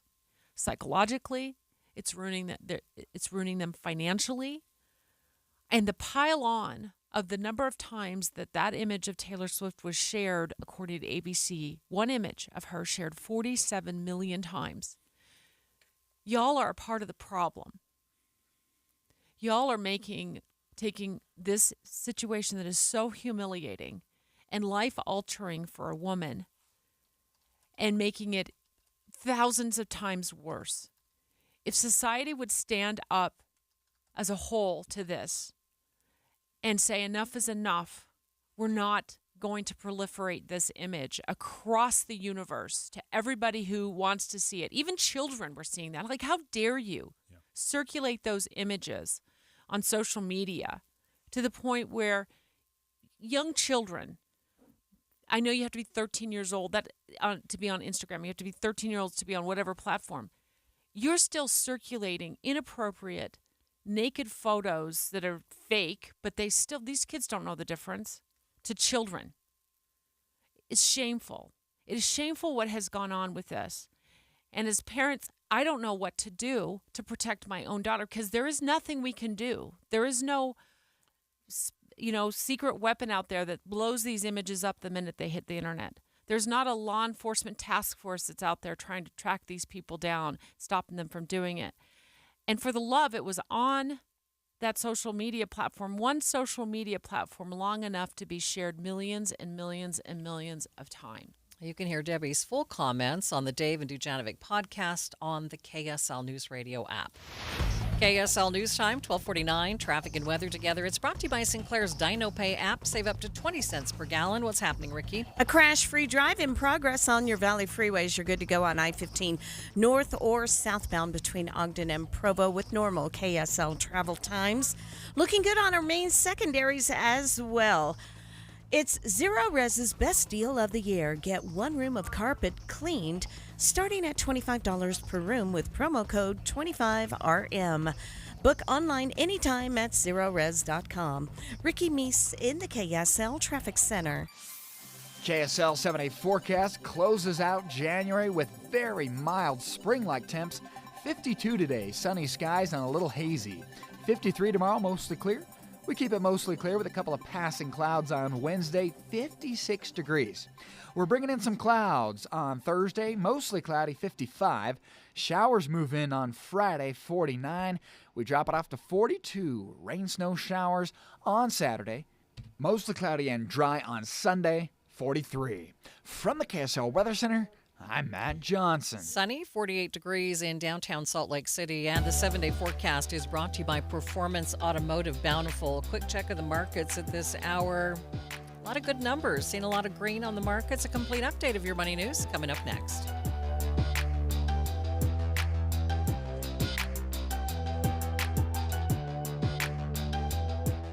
If you're trying to decide which gutter protection to put on your home, don't just ask how they'll handle leaves.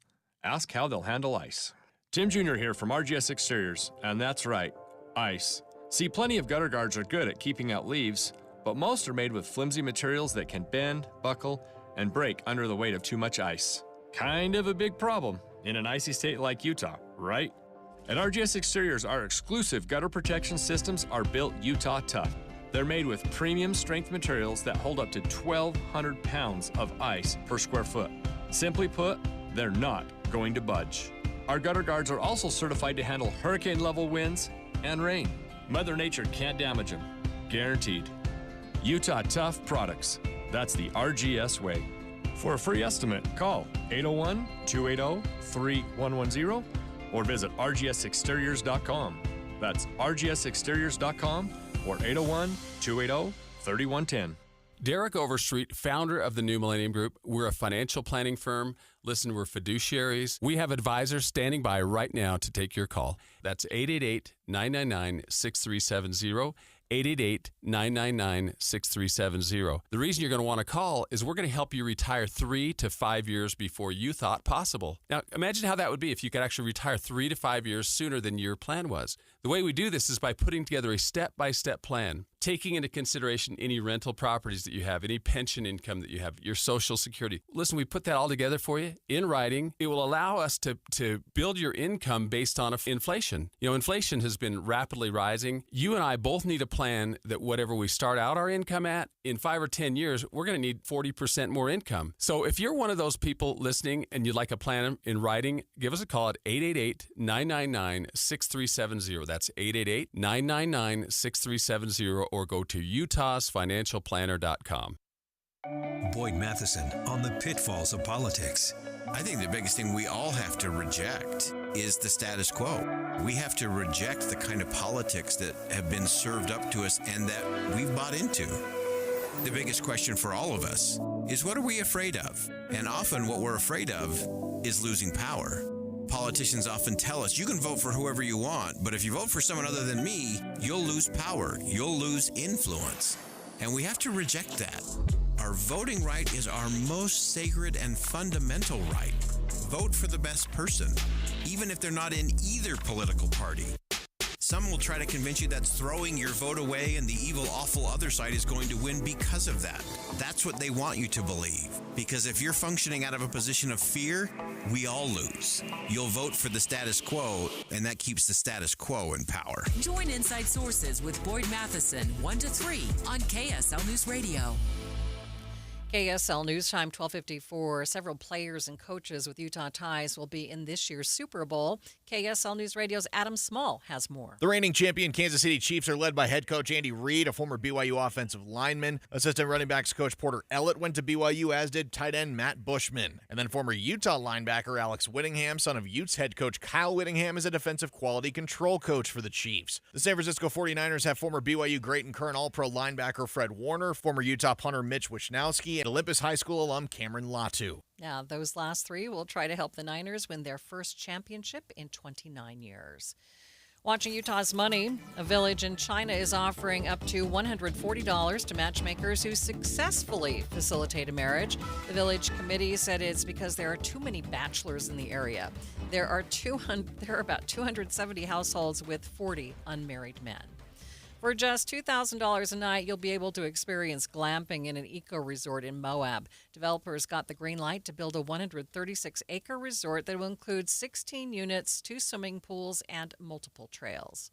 Tax season is officially here, and most Americans feel like they pay too much. 67% say they spend too much on federal income tax. 70% feel the same way about local property taxes, and 60% feel the same about the state's sales tax. Taking a look at your money at this moment, the Dow up by 41 points, sitting at 38,150. S&P, it's up by 13, and the NASDAQ, it's up by 90 points. The Olympic speed skating oval in Kearns continues to live up to the name, the fastest ice on Earth. On the second day of the ISU World Cup speed skating competition over the weekend, the U.S. team of Casey Dawson, Emery Lehman, and Ethan Seprin set a new world record in the team pursuit event. The U.S. skaters beat the previous record held by Norway by 0.56 seconds. But the new record wasn't the only win for Team USA. A release from the Utah Olympic Legacy Foundation also announced that Beijing Olympic champion Erin Jackson scored a gold medal in the women's 500 event, while her teammate Kimmy Getz took the silver to give the U.S. a double podium. Don Brinkerhoff, KSL News Radio. Getting your biggest tax refund from Jackson Hewitt can lead to some spirited reactions. Jackson Hewitt! Jackson Hewitt is so sure that you'll get your biggest refund that if they don't, you get your money back plus $100. Jackson Hewitt! And Jackson Hewitt also guarantees the accuracy of your return for life. Hewitt! So don't just sit there. For your biggest refund guaranteed, walk into a Jackson Hewitt today and dance out Jackson Hewitt, yeah! Hi, this is Scott Trout of Cordell & Cordell. There are a lot of great dads out there. Sometimes those dads get divorced. For more than 30 years, we've represented men in divorce, confronting the pitfalls that could devastate your finances or harm your family relationships. While every situation is different, our goal is to get the best outcome for you and your kids. Visit CordellCordell.com to take the first step. Offices in Midvale and Clearfield. 1412 South Legend Hills Drive, Suite 200, Clearfield, Utah, 84015. Online at CordellCordell.com. Do you enjoy fishing, hunting, or just soaking in the beautiful outdoors? Then check out the KSL Outdoor Show, airing Saturdays at 6:30 p.m. and midnight on KSL 5 TV. Outdoors with Adam Eagle is a unique show that takes viewers on a journey through Utah's beautiful backcountry. Watch it live every weekend or find the KSL Outdoor Show on YouTube, Facebook, and Instagram. It's the KSL Outdoor Show, brought to you by Camp Chef. Higher taxes, soaring inflation, record low interest rates, and the skyrocketing cost of healthcare. The list goes on. Retiring successfully today is a lot more complicated than ever before. Learn how you can tackle the biggest challenges that you'll face in retirement today. Don't miss a special edition of Retirement Solutions Radio. It's this Saturday afternoon at 3 o'clock, right here on KSL, News Radio 1027.